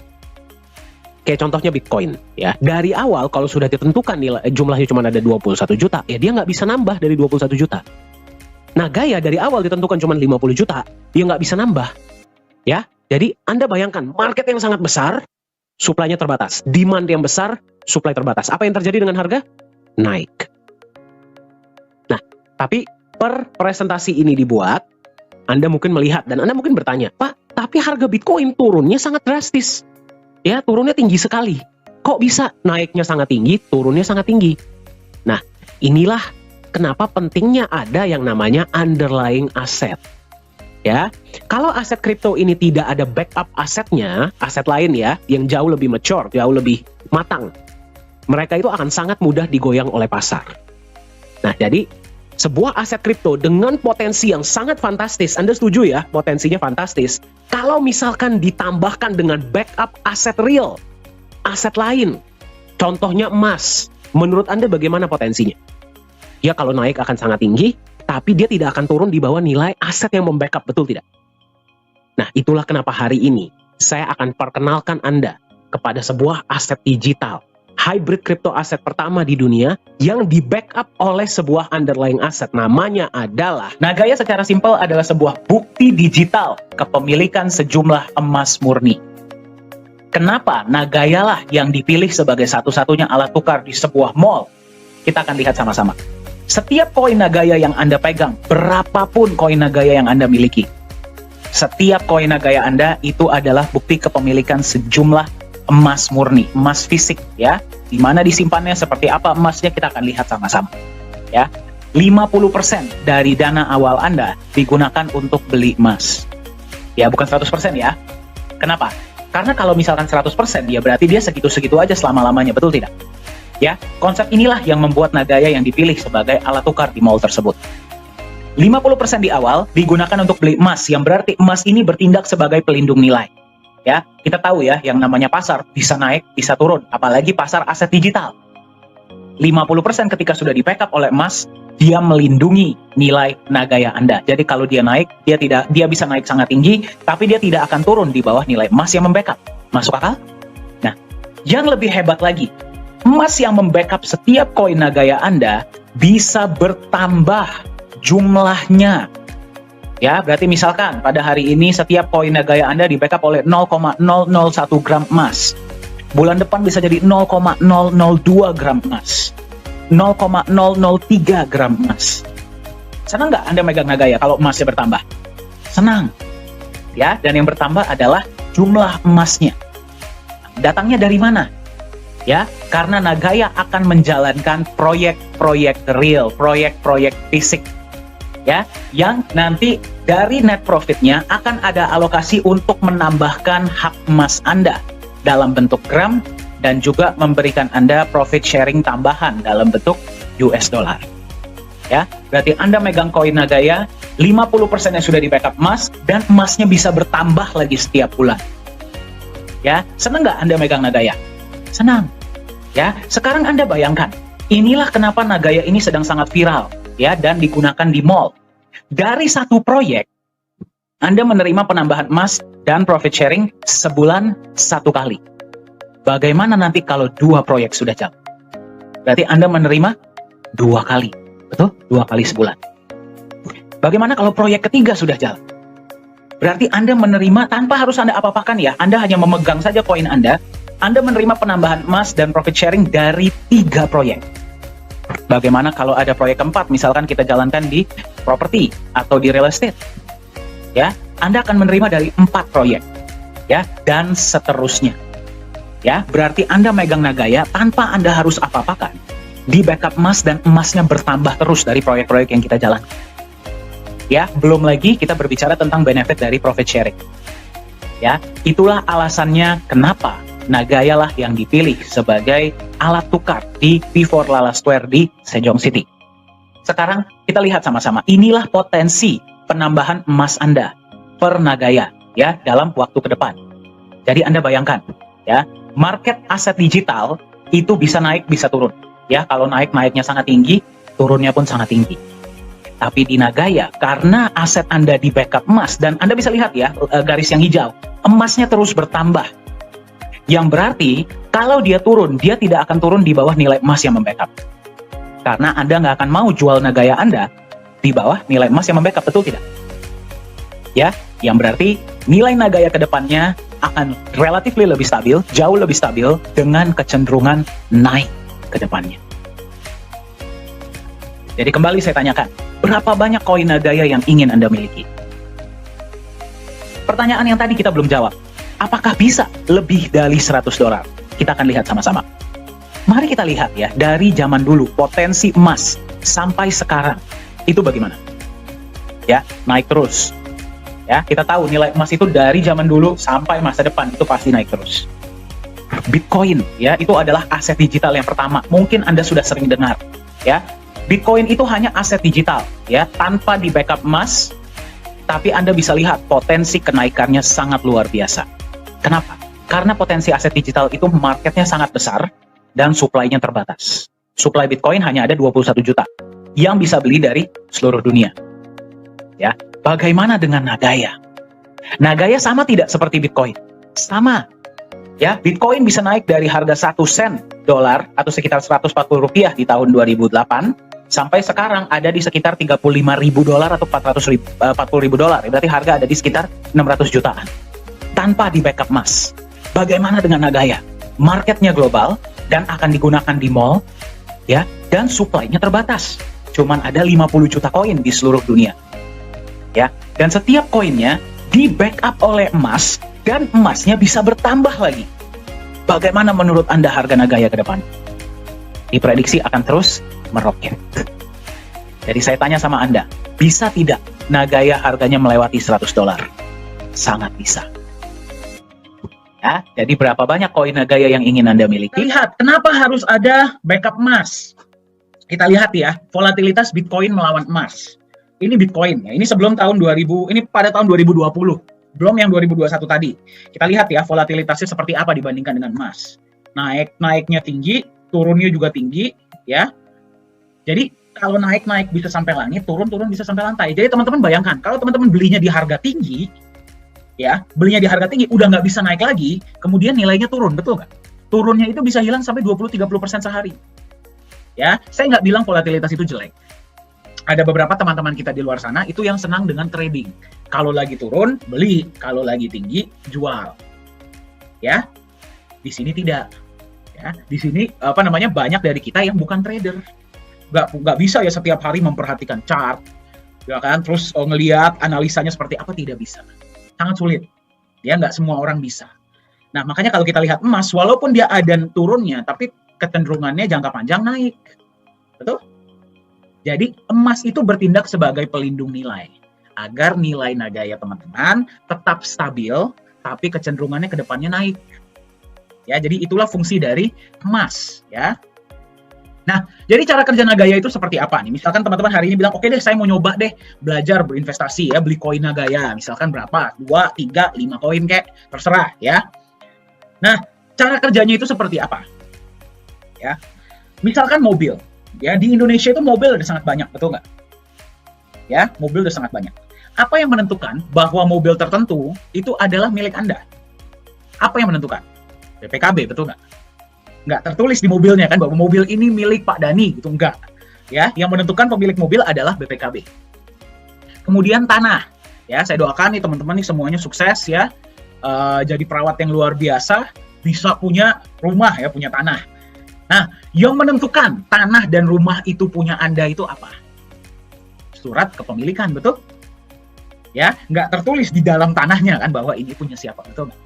Nah, depannya, berapapun emas yang ada di tempat penyimpanan Nagaya, siapa yang menentukan berapa banyak misalkan gram atau kilogram emas itu punya Anda? Dari berapa banyak Nagaya yang Anda pegang. Ya, jadi konsepnya seperti itu.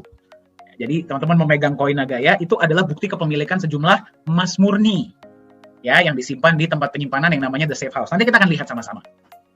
Nah, logikanya kalau misalkan koin Nagaya yang teman-teman pegang itu sama dengan dalamnya ada emasnya, berarti harusnya nilainya itu mengikuti nilai emas juga dong. Kalau emas turun ya turun, kalau dia naik ya naik. Nyatanya tidak. Emas tadi kita lihat secara jangka panjang nilainya naik terus. Ya, Bitcoin itu disebut sebagai emas digital. Padahal nggak ada emasnya di sana. Tapi bagaimana harganya? Naik. Ya, bagaimana dengan Nagaya? Nagaya yang teman-teman pegang, yang harganya sekarang masih relatif lebih murah ya dibandingkan dengan Bitcoin. Ya, teman-teman beli berapa Nagaya misalkan? Bedanya Nagaya dengan Bitcoin sama-sama aset digital. Bedanya Nagaya ada emasnya. Ya, dan emasnya bisa bertambah seiring waktu. Ya, bagaimana dengan harga Nagaya? Diprediksi akan terus naik. Nah, tapi teman-teman satu hal yang paling kita tekankan di sini seperti ini.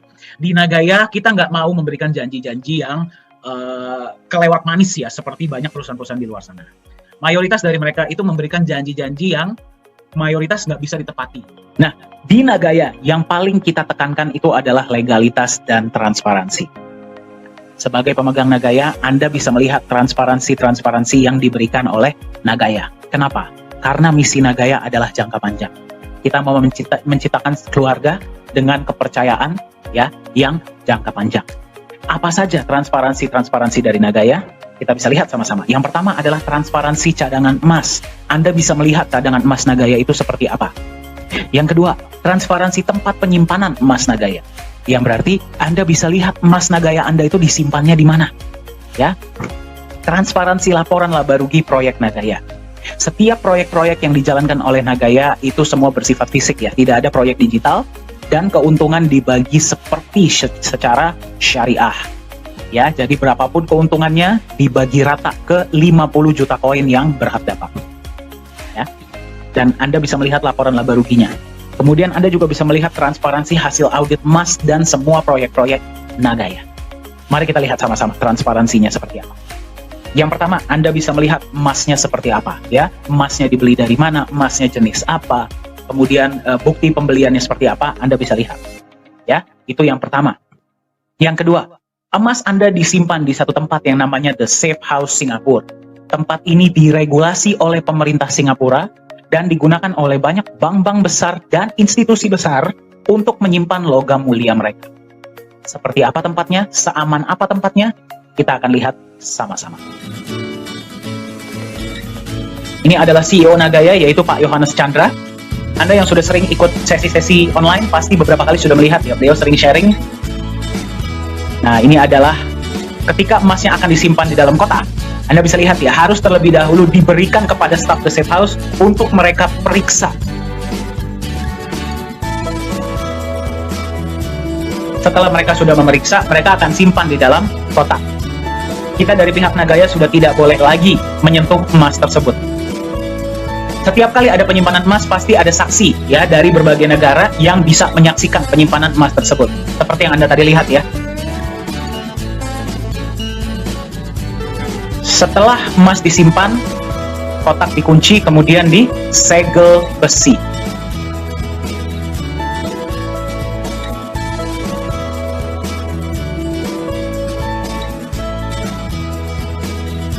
Nah, selain transparansi emas, juga Anda bisa melihat adalah transparansi dari proyek-proyek yang akan dijalankan.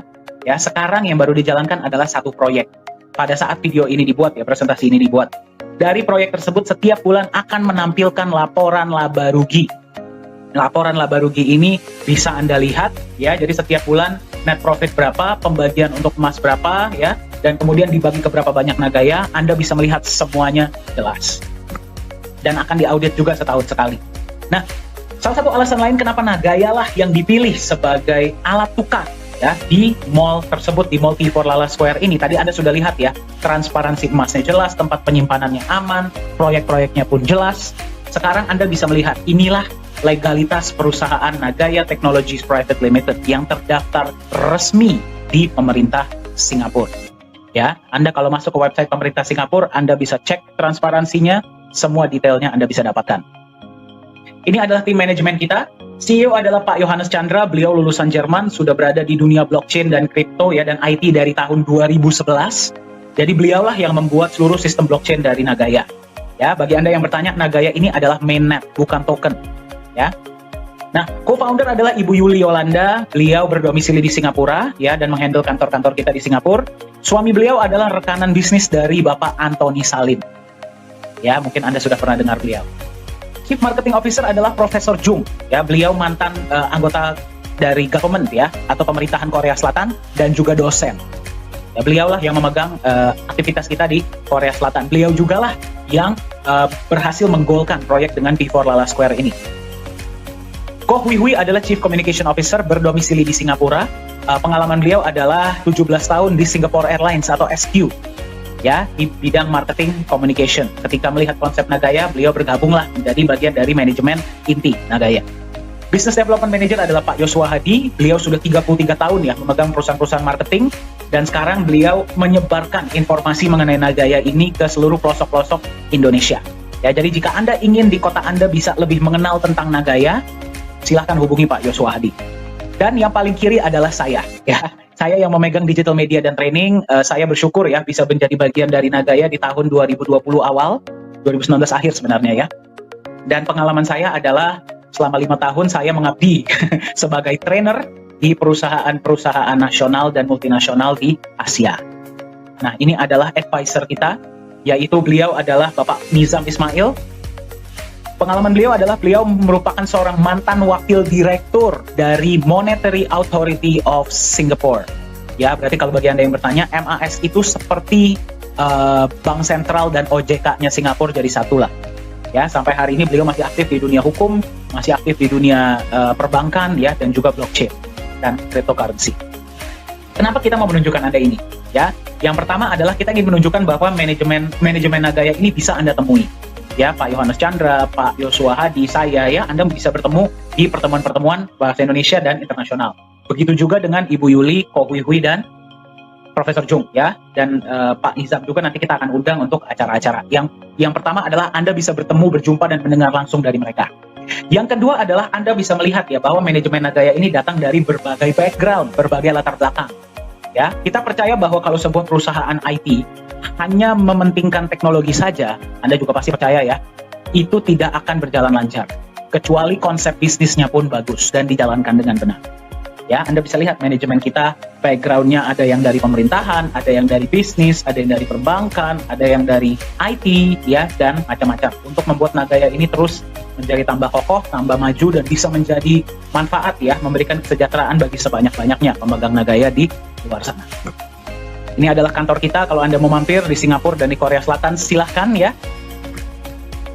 Nah, jadi karena berita ini ya bahwa Nagaya ini akan digunakan sebagai satu-satunya alat tukar ya di seluruh blok mall di P4 Lala Square ini, berita ini sudah mencapai di negara-negara lain. Ingat ya, Nagaya ini cuma ada 50 juta koin ya, 5 juta disimpan di perusahaan, 45 juta kita lepas ke publik dan bisa dibeli oleh semua orang di seluruh dunia. Ya, jadi karena Anda sekarang bertemu dengan Nagaya di harga 1,9, Anda masih mendapatkan di salah satu harga awal. Anda bayangkan nanti ketika sudah digunakan di mall, berapa harga Nagaya pada saat itu? Ya, ini adalah salah satunya ya. Kemarin ada sebuah acara ya yang namanya adalah DAO Consensus Summit di Dubai, tanggal 16 sampai 21 Maret 2021. Dihadiri oleh 148 negara ya. Nah, ini adalah saya dan Pak Yohanes Chandra kemarin ketika kita diundang. Dan kita memang satu-satunya ya perusahaan yang memang perusahaan kripto. Dan kita diajak untuk berbicara mengenai konsep Nagaya. Ya. Nah, ini bisa lihat ketika sesi kita ya. Kembali dari 148 negara di seluruh dunia. Dan ketika pada saat itu terjadi, langsung pembelian Nagaya dari banyak negara ini langsung meledak. Ya, mungkin Anda yang sudah bersama Nagaya dari beberapa waktu yang lalu, Anda pasti tahu ya, ada beberapa pembelian-pembelian besar yang Anda bisa lihat di Transparency Report, itu dari beberapa negara-negara di luar Indonesia. Ini adalah logo kita. Jadi memang sekarang pun ada banyak negara-negara ya, yang sudah mengkontak kami, ingin menjadi yang pertama untuk membagikan info mengenai Nagaya di negara mereka, ya, dan mungkin ada beberapa juga yang mau buka kantor di negara mereka. Jadi memang informasi ini sudah tersebar. Ya, jadi kalau Anda nggak ambil action secepatnya, harga Nagaya ini naik terus, Anda tertinggal. Berapa banyak Nagaya yang ingin Anda miliki? Nah, ini adalah website kita ya, sudah dikunjungi oleh di 6 benua. Ya, yang belum cuma tinggal satu, yaitu Antartika. Ya, tapi 6 benua ini sudah melihat konsep Nagaya. Nah, masing-masing dari koin yang dipegang itu ada emasnya, betul nggak? Ya, emas itu bisa diambil tidak? Jawabannya bisa. Ya, minimal 5 gram bisa diambil. Ya, jadi contohnya saya doakan ya di sini semuanya rezekinya lancar, masing-masing misalkan bisa beli 10.000 koin Nagaya. Kedepannya ya kita lihat ya, mau beli satu atau 100 nabung sampai berapapun boleh, mau beli sekaligus boleh. Itu terserah masing-masing ya. Jadi kayak kita ada cerita satu driver Grab di Indonesia, dia di awal cuma beli 2 koin, sekarang sudah punya hampir 300. Jadi nabung setiap hari atau nabung setiap minggu. Nah, kalau misalkan emasnya mau diambil, contohnya dari 10.000 tadi, 1.000 mau dikembalikan, saya mau ngambil emasnya misalkan. Bisa nggak? Bisa. Ya, contohnya pada saat itu, ini asumsi ya, misalkan pada saat itu emasnya udah 0,1 gram per koin. Contoh ya, ini asumsi. Berarti dari 1.000 Nagaya, emas yang bisa diambil 100 gram emas. Silahkan dibawa pulang. Ya. Nah, 1.000 Nagaya yang tadi dikembalikan akan di-burn atau dimusnahkan. Berarti koinnya tambah lama tambah sedikit. Nah, saya tadi belum ini ya, belum kasih lihat ya, bahwa supply total Nagaya cuma ada 50 juta. 50 juta koin. Nggak akan lebih dari itu. Nah, kalau misalkan 50 juta itu, ya, proyek sekarang yang baru jalan ada 1. Dan ingat, kita bagi rata ya dari net profit ya. Tambah lama, proyek kan tambah banyak. Ya, proyek tambah banyak, koinnya tetap 50 juta. Yang berarti dengan lebih banyaknya profit sharing dari proyek, koin yang profit sharing yang teman-teman terima lebih banyak karena koinnya tetap 50 juta. Malah kalau dikembalikan, dia dimusnahkan, berarti berkurang koinnya. Ya, jadi seluruh dunia bisa beli Nagaya. Tapi ingat, koinnya cuma 50 juta. Dan dengan dikembalikan, tambah lama tambah sedikit. Contohnya tadi 1.000 dikembalikan ke perusahaan. Ya, berarti dari 50 juta dimusnahkan 1.000, koin kan masih udah diambil, betul nggak? Ya, tinggal 49.999.000 Nagaya yang tersisa. Jadi besok-besok kalau ada pembagian profit sharing, ya dibagi hanya ke yang masih ada. Ya, dibagi ke yang masih ada. Jadi tambah lama koinnya berkurang, proyek tambah lama tambah banyak. Makanya di sini teman-teman selalu doakan Nagaya, ya, agar proyeknya lancar, manajemennya sehat terus, ya, agar kita bisa memberikan profit sharing kepada teman-teman. Misi kita di Nagaya seperti yang tadi kita share sama Anda ya. Kita ini menurut kami yang paling penting adalah kami ingin membangun kepercayaan. Kepercayaan jangka panjang. Tapi pertanyaannya adalah kepercayaan siapa? Ya, apakah hanya kepercayaan Anda sebagai pemegang Nagaya? Nah, kalau Anda kan sudah pegang Nagaya ya, berarti Anda harus percaya mau nggak mau, betul tidak? Ya, tapi juga kepercayaan Anda, ya, mereka-mereka yang memang masih belum beli Nagaya. Nah, kenapa membangun kepercayaan itu sangat penting? Ya, karena kedepannya visi kita adalah yang pertama, kita ingin bisa digunakan sebagai alat pembayaran. Nah, ini kita benar-benar sangat terkejut dan bangga sih, dan happy ketika kita dipanggil di pihak Mall Korea ini, P4 Lala Square, mereka akan menggunakan kami. Nah, ini kami belum masuk market. Ya, bayangkan nanti ketika sudah masuk market. Itu yang pertama. Yang kedua, kami ingin membangun di Nagaya itu namanya adalah peer-to-peer lending platform. Ya, yang berarti ke depannya masyarakat dunia dari berbagai negara itu nanti bisa saling pinjam-meminjam uang menggunakan Nagaya sebagai jaminan. Nah, Anda bayangkan, misalkan Anda tinggal di Indonesia atau di Malaysia, dimanapun Anda berada, di Taiwan atau di Hong Kong, ya, Anda ingin meminjam uang dari orang luar negeri, misalkan dari orang Singapura. Nah, Anda kan belum kenal beliau belum kenal Anda, betul? Betul tidak? Nah, pasti mereka membutuhkan yang namanya jaminan. Apalagi kalau Anda meminjam jumlahnya besar. Nah, daripada Nagayanya Anda jual, terkadang kita itu butuh pinjaman hanya untuk jangka pendek, betul tidak sih? Kadang-kadang kita nggak perlu buat jangka panjang. Daripada Nagayanya Anda jual, Anda jaminkan saja. Anda bilang sama mereka, saya punya Nagaya, sejumlah Nagaya yang hak emasnya sekian. Nah, orang tersebut sudah percaya bahwa Nagaya ini perusahaannya jelas, sudah percaya bahwa Nagaya ini emasnya jelas, sudah percaya bahwa Nagaya proyek-proyeknya jelas, tim manajemennya jelas. Mereka lebih nyaman tidak untuk menerima Nagaya sebagai jaminan? Nyaman. Ya, ada sebuah statistik yang menunjukkan ya, ini dari elitemarketresearch.com, bahwa global peer-to-peer lending market itu diekspektasi akan mencapai 558 miliar dolar pada tahun 2027. Kalau misalkan Nagaya nanti masuk memfasilitasi hal-hal ini, ya, memfasilitasi peer-to-peer lending, menurut Anda, kita kalau ambil 1%-nya saja, gak usah deh, 0,1%-nya saja dari market share ini, lumayan tidak? Lumayan untuk kita jalankan proyek, berikan Anda dalam bentuk penambahan emas dan profit sharing, betul? Nah, kenapa kita mau tunjukkan Anda ini? Ini adalah rencana, ya, yang akan kita jalankan di roadmap ini, sudah adalah bagian dari roadmap kita. Saya mau Anda membayangkan kemana Nagaya bisa mengarah ke depannya dengan konsep yang seperti ini. Anda sudah melihat konsep Nagaya itu seperti apa? Pertanyaan saya kepada Anda sekarang adalah, di harga berapa Anda mau memiliki koin Nagaya? Mari kita lihat sama-sama perkembangan koin Nagaya. Ya, pertama kali diluncurkan pada tahun 2018, harga satu koin Nagaya adalah $1 per koin. Di akhir tahun 2020, proyek pertama dimulai. Ya, harga naik menjadi, yang bisa Anda lihat di layar ya, $1,1. Respon sangat positif ya.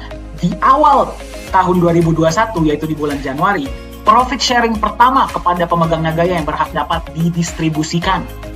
Ya, pada saat itu harga naik menjadi $1,25. Semenjak bulan Januari hingga pada saat presentasi ini dibuat, setiap bulan Nagaya rutin membagikan benefit dari proyek. Ya. Bulan berikutnya benefit kembali dibagikan, harga naik menjadi $1,36. Bulan selanjutnya ya, profit sharing dan penambahan emas dibagikan, harga naik menjadi 1,48 US dollar. Bulan selanjutnya kembali dibagikan, harga naik kembali menjadi 1,61 US dollar. Bulan selanjutnya 1,75 US dollar. Bulan selanjutnya 1,9 US dollar. Ya, jadi selamat bagi Anda yang masih sempat mendapatkan di harga 1,9. Ya, Anda hari ini per presentasi ini dibuat, Anda menemukan Nagaya di harga 2,06 US dollar. Jika dibandingkan dengan tujuan Nagaya ke depannya, harga ini masih harga awal. Ya, jadi Anda bisa lihat ya, Nagaya tidak menunggu Anda. Nagaya tidak menunggu siapapun, harganya akan tetap naik. Jadi Anda mau beli berapa, Anda mau beli kapan, harga Nagaya akan tetap naik. Nah, pertanyaan beberapa teman-teman kita adalah, apakah Nagaya sudah bisa diperjualbelikan di market kripto global? Jawabannya adalah, target Nagaya akan masuk market akhir tahun 2021 atau awal tahun 2022. Ya, apakah bisa Anda belinya nanti saja ketika Nagaya sudah masuk market? Bisa. Ya, tapi kita harus ingat pada saat itu berarti yang mengetahui informasi mengenai Nagaya dari seluruh dunia. Ya, bisa atau tidak? Bisa, tapi kita nggak tahu pada saat itu harga Nagaya sudah berapa. Ya, yang pasti sudah naik, tapi kita nggak tahu di mana. Mungkin sudah di sini. Ya. Bagaimana ketika Nagaya sudah digunakan di P4 Lala Square di Sejong City, Korea Selatan?